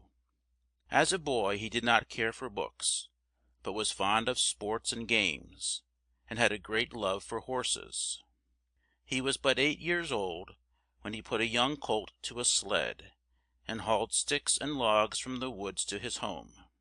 And he was but 12 when he made a trade of a horse he had for a young colt, which had not been used much. On his way home, a dog sprang at the colt, which at once, mad with fear, tried to run away. The boy held fast to his reins, and stopped the colt just on the edge of a great cliff. But it was in such fear that it would not move, and the boy for a time knew not what to do. At last he took his handkerchief, tied it over the colt's eyes, and so drove him home. Folks near the Grant home said there was no horse which young Ulysses could not ride. He was a boy who had a firm will and strong nerves, and was at the head in all sports or games, for young boys soon learn which one of them must take the lead. He did not stand so high in school, but did his tasks well, and in 1839 he went to West Point. Here he soon had many friends, and they gave him a name which clung to him for life. He was called Uncle Sam, from the U.S. in his first 2 names. At West Point he read a great deal of war, and the men who had done brave deeds for their country. And when he left there, he was at heart, as well as in name, a soldier of his country. He at once took his place with the troops who were at war with the Indians in the West, but his first big fight was at Palo Alto in 1846. At the close of this war, Grant, who had shown much skill and knew no fear, was sent to the West once more to force the Indians to keep peace. He was in California while the gold craze was at its height, to try and make the rough men who came in search of gold keep the laws of the land. Then, from 1854, he had a few years of peace, and started to tan hides and skins in Galena, Illinois. But his life was ever at his country's call, and he was one of the first men to take up arms in the Civil War. He was made a general soon after the war broke out, and one of his first acts was to block all the streams and roads near his post at Cairo, on the Ohio River, so that the South could get no food or arms. Grant was known as a brave fighter, and often was in the midst of the fight at the head of his men. At a great loss of life to his troops, he took two strong forts from the South, Forts Henry and Donelson, and then came that great fight at Shiloh, where the troops of the South were cut down, and the North won the day. Grant was now put next to the head of the whole army, and at once tried to take the city of Vicksburg. The siege of this city was hard for those in its walls, and for the troops in front of it, for Grant and his men could get no food from the North, and the city was quite cut off from help. The city made a brave stand for 2 long months, but had to give in at last, and at the end of that time Grant and his men marched into the city. Now this great general showed what a kind heart he had, for he gave food and clothes to the poor, men who had fought so long and so well to save their town. And he tried hard, at this time, to think of some way to bring the war to a close. Grant was not a hard man, but he was a just one, and in his camps the men must live the right sort of lives. He would not let his men steal food from the farms about them, or rob the poor folks in their homes. He was a plain man, and his dress showed his plain tastes. Once, when he had his troops march past him, that he might see how they looked, he wore such a plain garb that his captains were dressed better than he. He wore no sword, sash, nor belt, just a plain dark suit, with a soft felt hat on his head, and a pair of kid gloves on his hands. He was a great smoker, and, it is said, his big plans were all made when a cigar was in his mouth. In 1863, Grant won a great fight at Chattanooga, and in the fierce fight in the Wilderness, he and General Lee met for the first time. Grant's next great work was to seize Petersburg, and so he laid siege to the town. He dug a huge mine in front of the doomed city, and filled it full of powder that would go off when fired with a match. When this great charge went off, the fort was blown to small bits, and heaps of dead and dying men lay in the midst of the ruin. But the brave men of the South still held the fort, and drove back the troops from the North as they rushed up.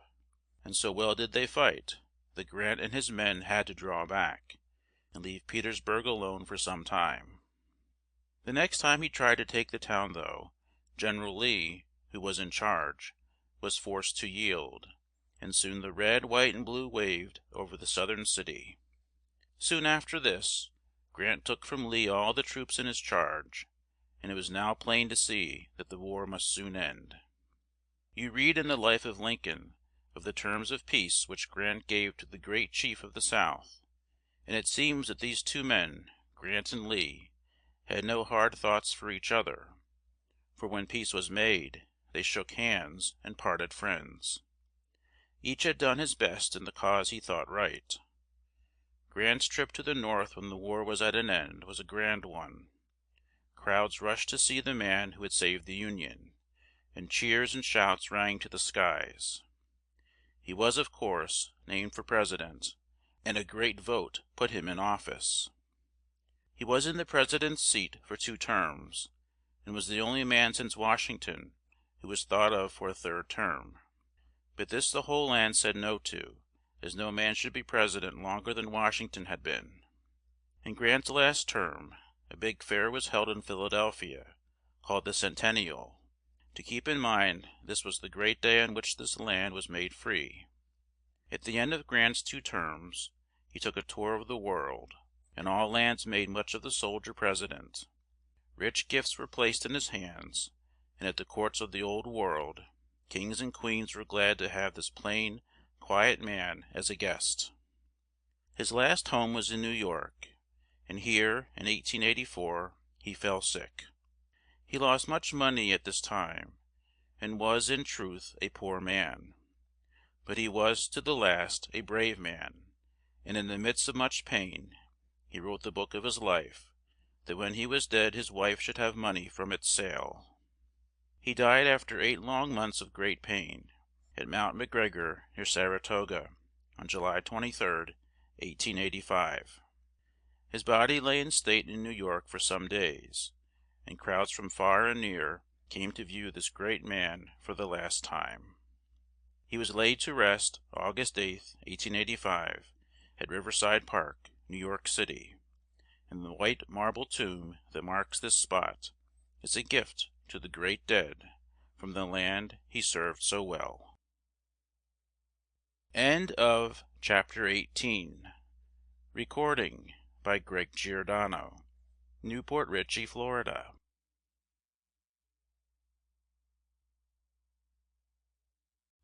Lives of the Presidents Told in Words of One Syllable by Jean S. Remy. Chapter 19. Rutherford B. Hayes. Rutherford B. Hayes was born in Delaware, Ohio, October 4, 1822. Such a strong, rosy little boy was he, that he had the pet name of Ruddy. His father had a big farm, and a store as well, so he was quite rich, and little Ruddy grew up in a bright and happy home. He came of a race of brave men who had fought and died for this fair land, in the wars of the Revolution and of 1812, and he grew up as brave as they. He and his little sister Fanny went when young to a small school near their home, and the good wise mother helped them with their books at home. Rutherford worked hard at school, and went when quite young to the high school, where he soon stood at the head of his class. He was 16 when he went to Kenyon College, Ohio. Now, though he was so good at his books, he loved sport and fun as well, and he was so strong that he could walk miles on the coldest of days and yet get no hurt. Once he walked all the way from college to his home and back, when the snow lay deep on the ground, and this was 40 miles. He could swim and skate, and knew how to fish and hunt. The boys at college all liked him. He had hosts of friends, and the strong, brave will that kept him at the head in games and sports put him first in his class, too. He left college in 1842, and took up the study of law at Harvard College in 1846. He was made one of the bar, and took up practice of law in Cincinnati. When the Civil War broke out, he, as captain of a band of men from his home, did brave, good work. Once he was shot and fell to the ground, but he did not give up. He told his men what to do as he lay there in great pain, and kept up till some one came to take his place as leader. At the end of the war he was a general, and was much loved by his men. He was sent to Congress by his state, and then made its governor for 3 terms. In 1876 he was made president, though some thought by a fraud in the count, and the Democrats said that their man, Samuel J. Tilden, should have been president. While Hayes was at the White House, there was a great labor strike, from the east to the west, on all the railroads. The heads of the roads said that they would not pay the men, in their hire, as much as they had done, and so all the men left their work, and no trains could run, for the men came in great mobs to stop them. At last they rose in arms, and then the troops were sent out to force them to keep the peace. 9 men were killed, and some of the rest were badly hurt. But the men did not give up for a long time. They held Pittsburgh for 2 days, and burned cars and the grain kept in them. Of course, in the end, the law had to be obeyed, and the mobs were made to come to terms and lay down their arms. There was a war with the Indians while Hayes was in the chair, but this was put down by General Howard, and after some fierce fights the chiefs were caught and bound to keep the peace. There was a change made in the way of life at the White House while Hayes was there, for no wine was ever put on the table for guests, or for the President and his wife. This was the first time, and so far the only time, that wine has not had its place at least at the state meals at the White House. Hayes was in Washington for 1 term, and then went to his home in Massillon, Ohio. He died on January 17th, 1893. End of Chapter 19. Recording by Greg Giordano. Newport Richey, Florida.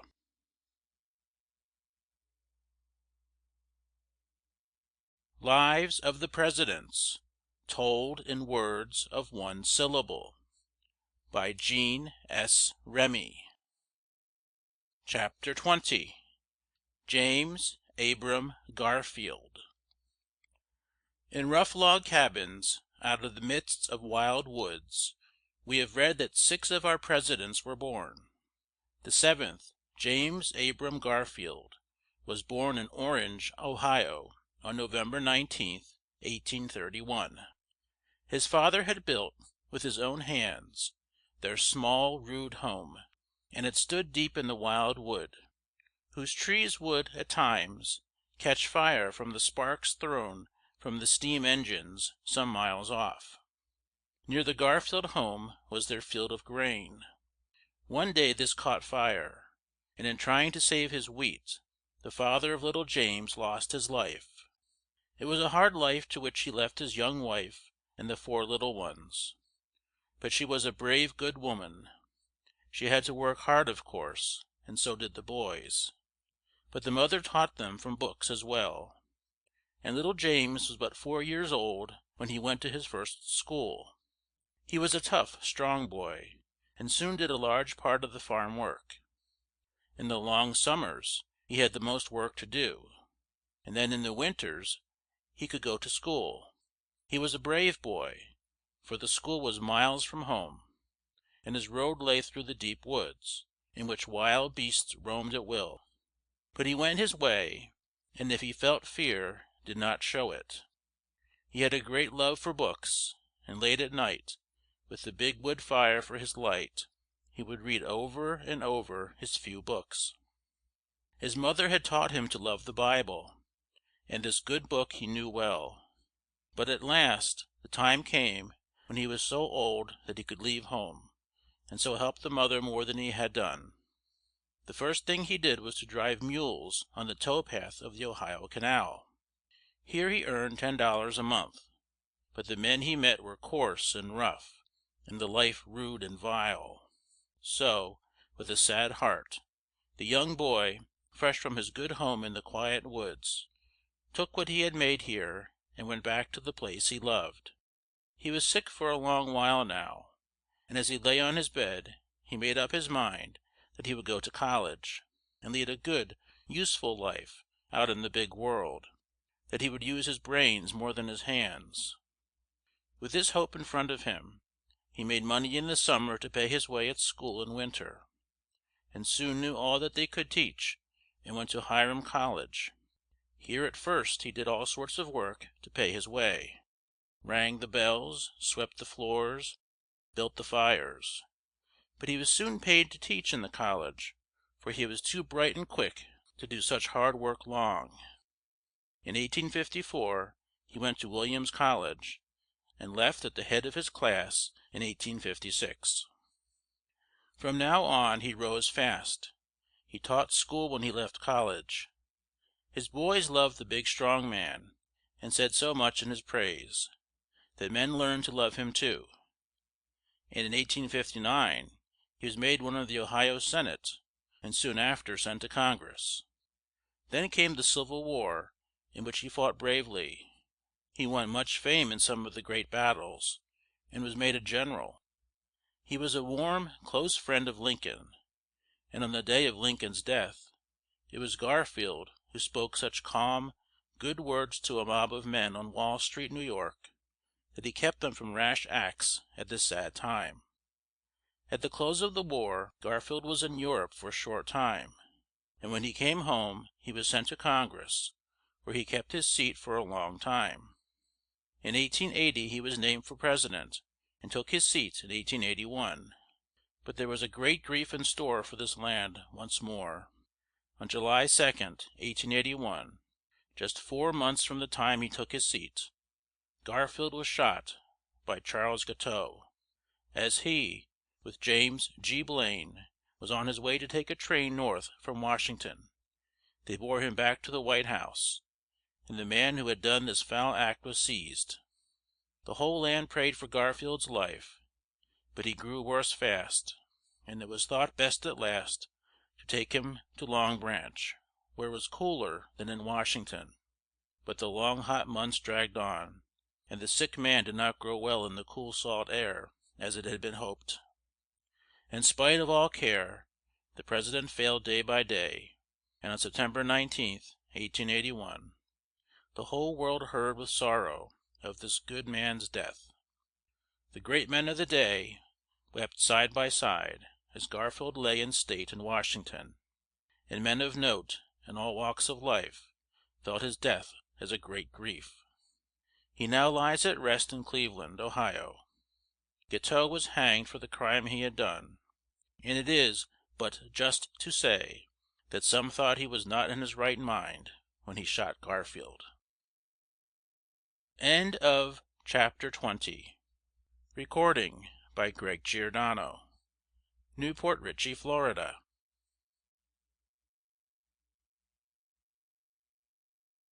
Lives of the Presidents, told in words of one syllable, by Jean S. Remy.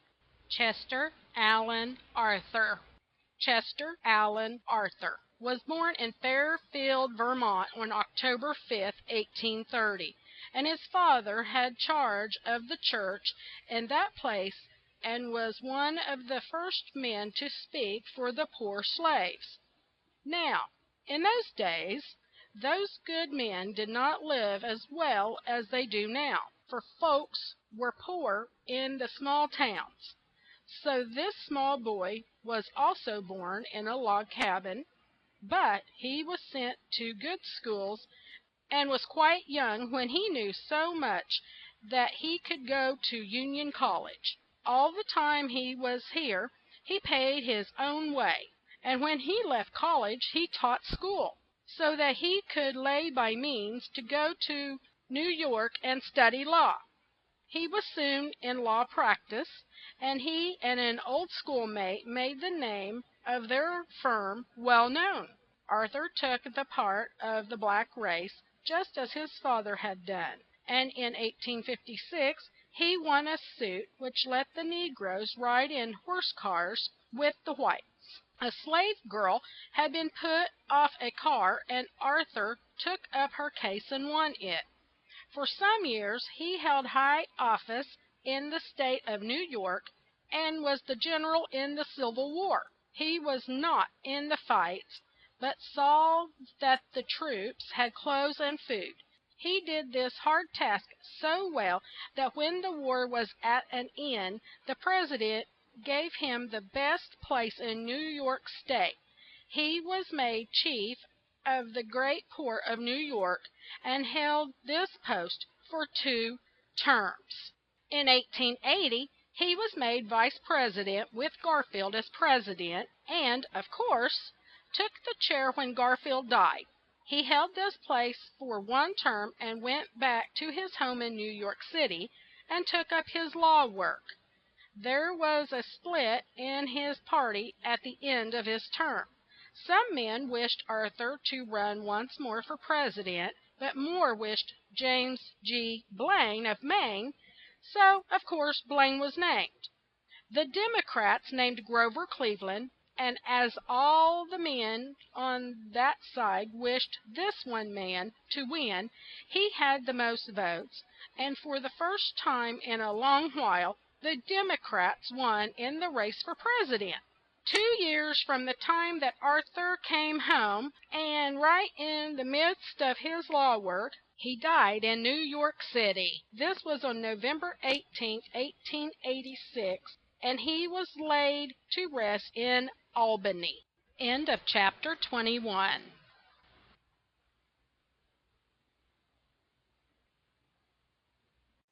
Lives of the Presidents Told in Words of One Syllable by Jean S. Remy. Chapter 22. Stephen Grover Cleveland. The race of brave, strong men from whom Stephen Grover Cleveland sprang made their first homes here in Massachusetts as far back as 1635. His father had charge of a small church in Caldwell, New Jersey, and here, in a neat white frame house, which you may see for yourselves today, was born on March 18th, 1837, the boy who was to rise step by step to the president's seat.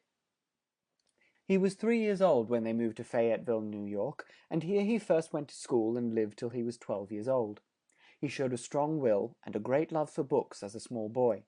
He would have his own way if he could get it, and this was why he was sent to a high school when he was not so old by some years as the rest of the boys there. He gave his father no rest till he sent him, and once there he made up his mind to lead his class. He was just 12 when his strong will sent him to work in a store near his home, so that he could help care for the big family in the small home.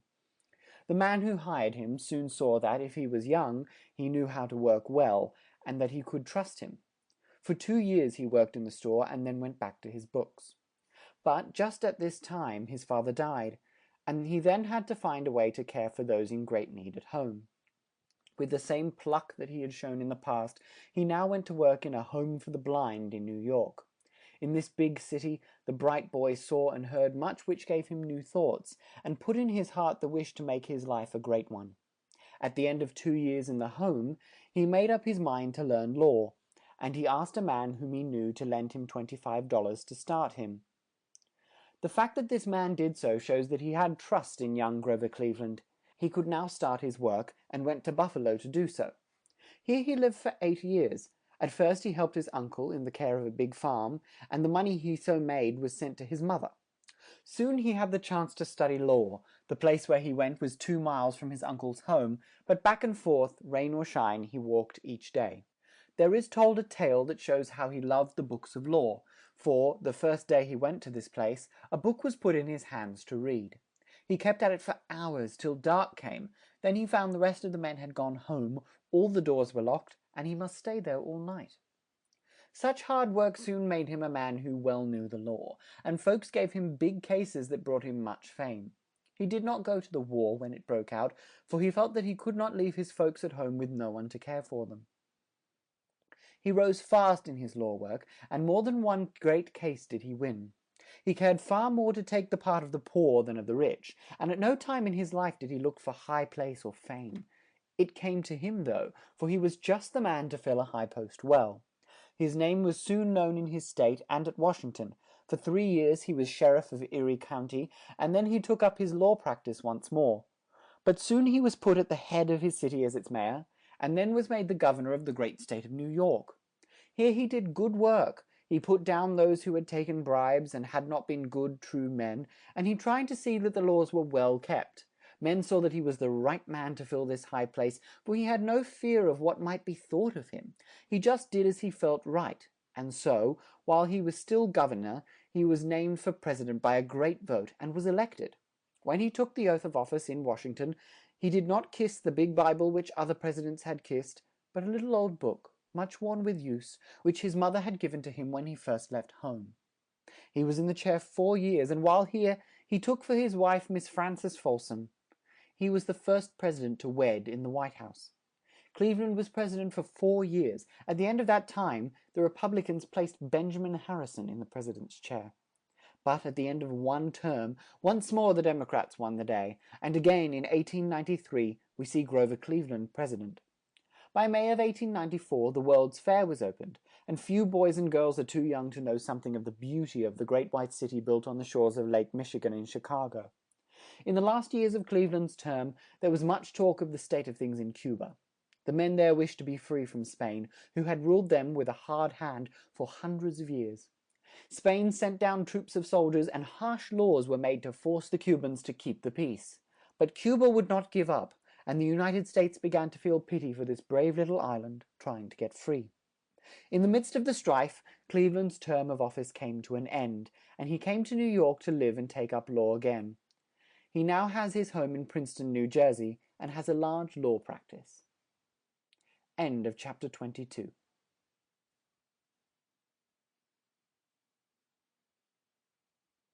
Lives of the Presidents Told in Words of One Syllable by Jean S. Remy. Chapter 23. Benjamin Harrison. In the first part of this book, you heard of a brave Indian fighter whose name was William Henry Harrison, and you saw this brave man mount step by step to the President's chair. It is his grandson, Benjamin Harrison, whom we now see President of the United States. He was born in his grandfather's home at North Bend, Indiana, on August 20th, 1833. There were no good schools near his home, so in a small log house at his grandfather's grounds, he first went to school. He and a few other boys and girls were taught here by those whom the Harrisons hired. In this school the seats were of planks, laid on sticks that were stuck in holes in the floor. They had no backs, and were so high that the small boys and girls could not touch their feet to the floor. Only in the winter did this small boy go to school. In the summer he had work to do on the big farm. He did his work well, but he also learned to shoot, to fish, to swim, and to ride. He was much liked by all the boys, for he was full of sports and jokes. In 1820 he went to Miami College, and left in 1822 to study law. In one of his first cases, the light was so dim that he could not see the notes he had made with such care. What should he do? There was but one thing he could do: fling to one side the notes and plead his case without any. This was a hard thing to do, but he did it so well that he won his case, and the great men of the day gave him much praise for his speech. When the Civil War broke out, he raised a troop of men from his own state and was made the colonel of this band, which was called the 70th Indiana. He served for 2 years, and won fame in some of the great battles of the war. So brave was he at Resaca that he was made a brigadier general. Throughout the long years of war he was kind and good to the men in his care. They loved him well, and gave him the name of Little Ben. Not till the war was at an end did he leave the field. Then with much fame he went back home, and took up his work at law. He took a high place in his own state, and made some great speeches. It was now the year 1889.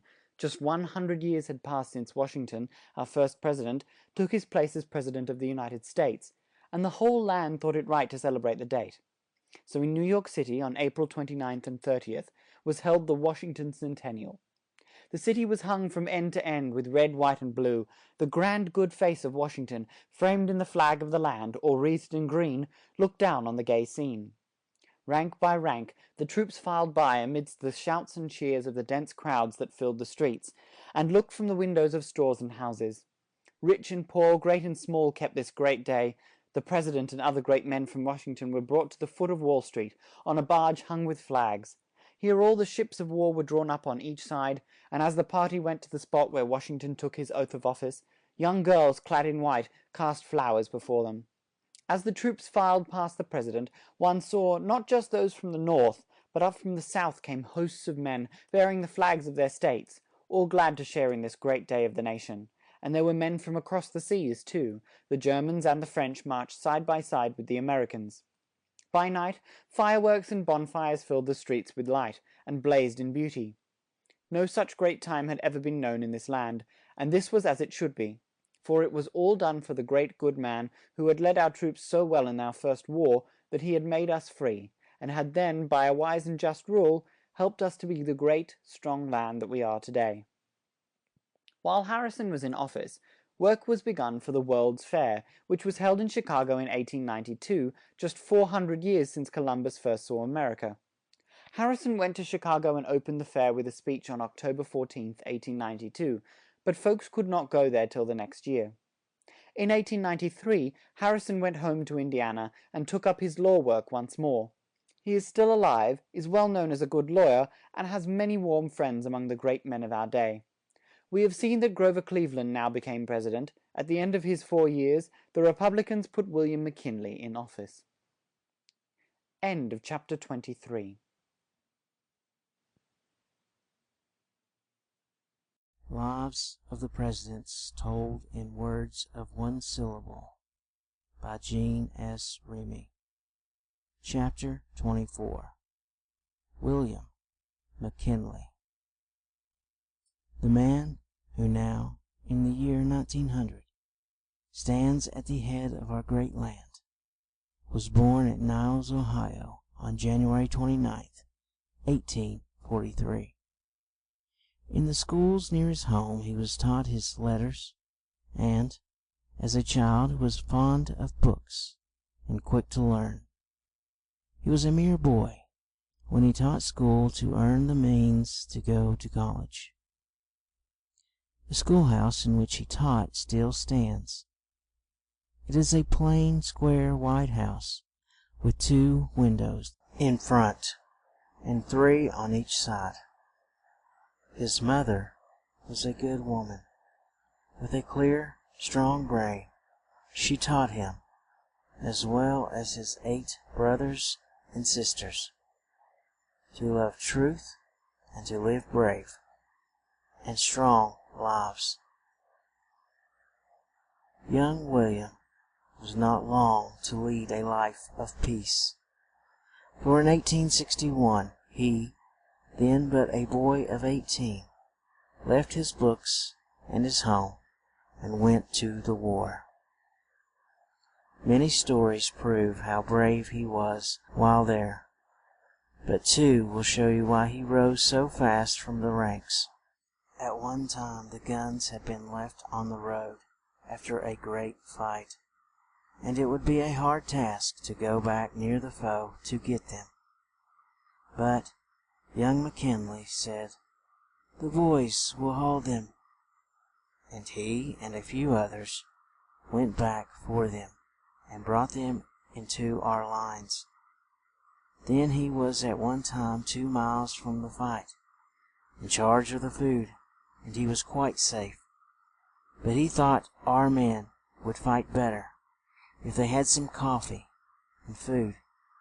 So he filled a cart and drove straight to the lines, where our brave men were hard at work. Was this not a brave act, to risk his life for the sake of taking food and drink to the worn men? He worked his way straight to the front, and came out of the war a captain. He went home at once and took up the study of law in Canton. One of his first speeches was for the rights of the black man. He said that they should have the same right to vote that white men had, and he was ever on the side of the black man. In 1869, McKinley was married to Miss Ida Saxton. They were both very young when their 2 little children died. The young lawyer did all he could to cheer his wife, and she was as brave as he, and did not let her grief keep him from his work. He rose fast in his state, and held high place more than once. Then, in 1877, he was sent to Congress. In 1891, he was made governor of Ohio, and in 1897 he had made such a great name for himself that he was put up for president by the Republicans and elected. Just as he came into office, the strife in Cuba was at its height, and the men here in our great free land had much pity for the Cubans who were trying to get free from Spain, just as we had tried to shake off the hand of England long years ago. The Spanish rule grew worse and worse, as Spain found that Cuba would not give in, At last General Weyler, a harsh and cruel man, was sent there to force peace on any terms. But General Gomez knew his foes well, and his brave men fought with a strength born of a great hate for Spain. By and by, when Spain saw she could not win the day, she sent word that if Cuba would lay down her arms, she could have the rights for which she had asked in vain in the past. But it was too late. Cuba had no faith in Spain, and would now be free from her hard yoke. There was much want in the big towns of Cuba at this time, for Weyler had made all the poor folks who had lived in peace on their small farms come into the towns. He said they gave help to the Cuban troops, and so he forced them to leave their homes and would only let them bring with them just a few things that they could put on their backs. Then he had their little homes and their crops, which they had raised with care, all burned to the ground. He had little food to give this great host of poor people, and many died in the streets for the want of bread. You may be sure that our great land saw the pain and want down in Cuba, and longed to give aid. But an act of help on our part would mean war with Spain, and this McKinley did not wish. But there came a day when a great cry went up through the United States at a foul deed done in the Bay of Havana. Our great warship, the Maine, was blown up by a bomb as she lay at anchor in the harbor. The thought of our poor men sent to such a death raised the cry of war in all hearts. "Remember the Maine," was the war cry, and men cried for war at once with Spain. But McKinley gave Spain one more chance to stop the fight and free Cuba. This she would not do. So on April 21st, 1898, once more the United States had to make ready for war. From all the states men poured in, and camps sprang up here and there, where the men were taught to load and fire their guns. Off at Hong Kong, in charge of our warships, was brave Admiral Dewey. He knew that the Spanish fleet was in Manila Bay, near the Philippine Islands, which were ruled by Spain. The loss of these ships would be a great blow to Spain just at this time. So Dewey steered his ships there to strike a blow for his country. It was night when he reached the spot, and before the Spaniards knew he was near, 6 of his great ships had slipped past their forts. Then a fierce fire poured on him from the forts, but it did not do much harm.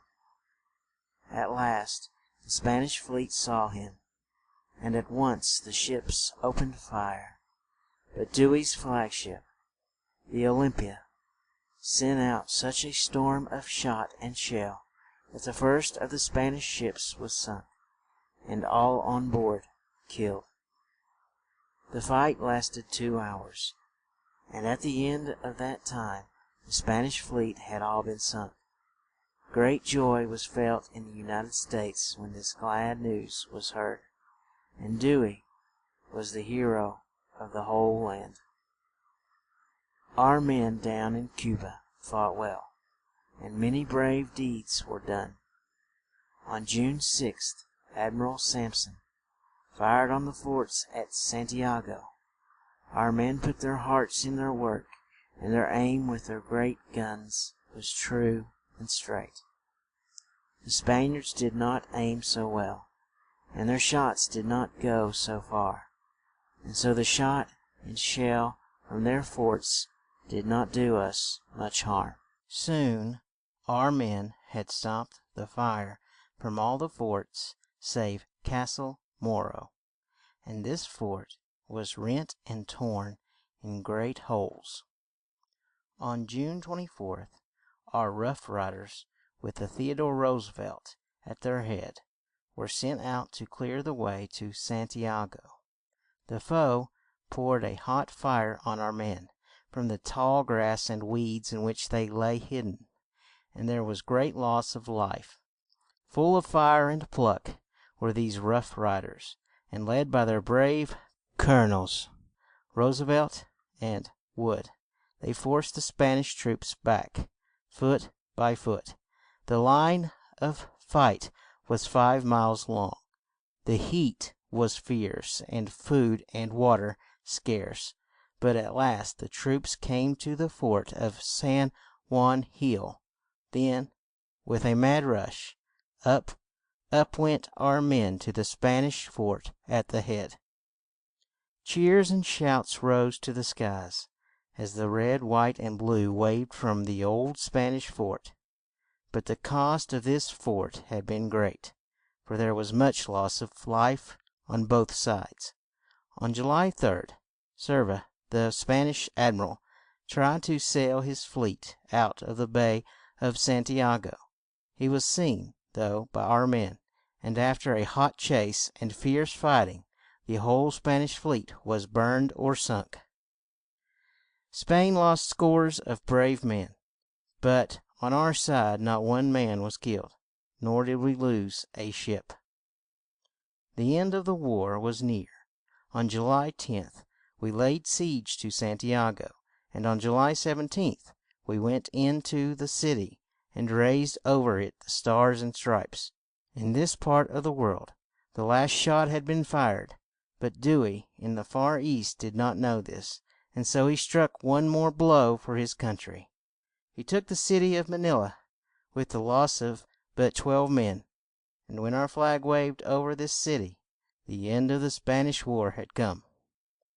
On January 1st, 1899, the Spanish flag, which for 400 years had waved over Cuba, was hauled down. The red, white, and blue of our own land took its place, and Cuba, free from the hard rule of Spain, blessed the great nation that had come to her aid. In September of 1899, Admiral Dewey came home, and from end to end of this land his name was cheered. He was the guest of the city of New York for 3 days, and well did the city honor the hero of Manila. When we took Manila from Spain, and so closed the Spanish War, it did not give us the Philippines. The men there were glad to have us drive out the Spaniards, but did not wish us to take their place. Long months of war followed, but now Aguinaldo, their chief, has yielded, and peace seems to be at hand. It was not easy to see when McKinley became president that we were soon to be in the midst of war. But our land has borne her part well. We have gained new lands in the Far East, and our flag waves over strange people who have not yet learned that it stands for freedom. They still fear that the yoke of the United States will be as hard to bear as that of Spain. This is not so, and it will not be long before all these far-off lands will learn to love and bless the red, white, and blue, just as every state in our great Union does today. End of chapter 24. Recording by John Smith. The end. End of Lives of the Presidents, told in words of one syllable by Jean S. Remy.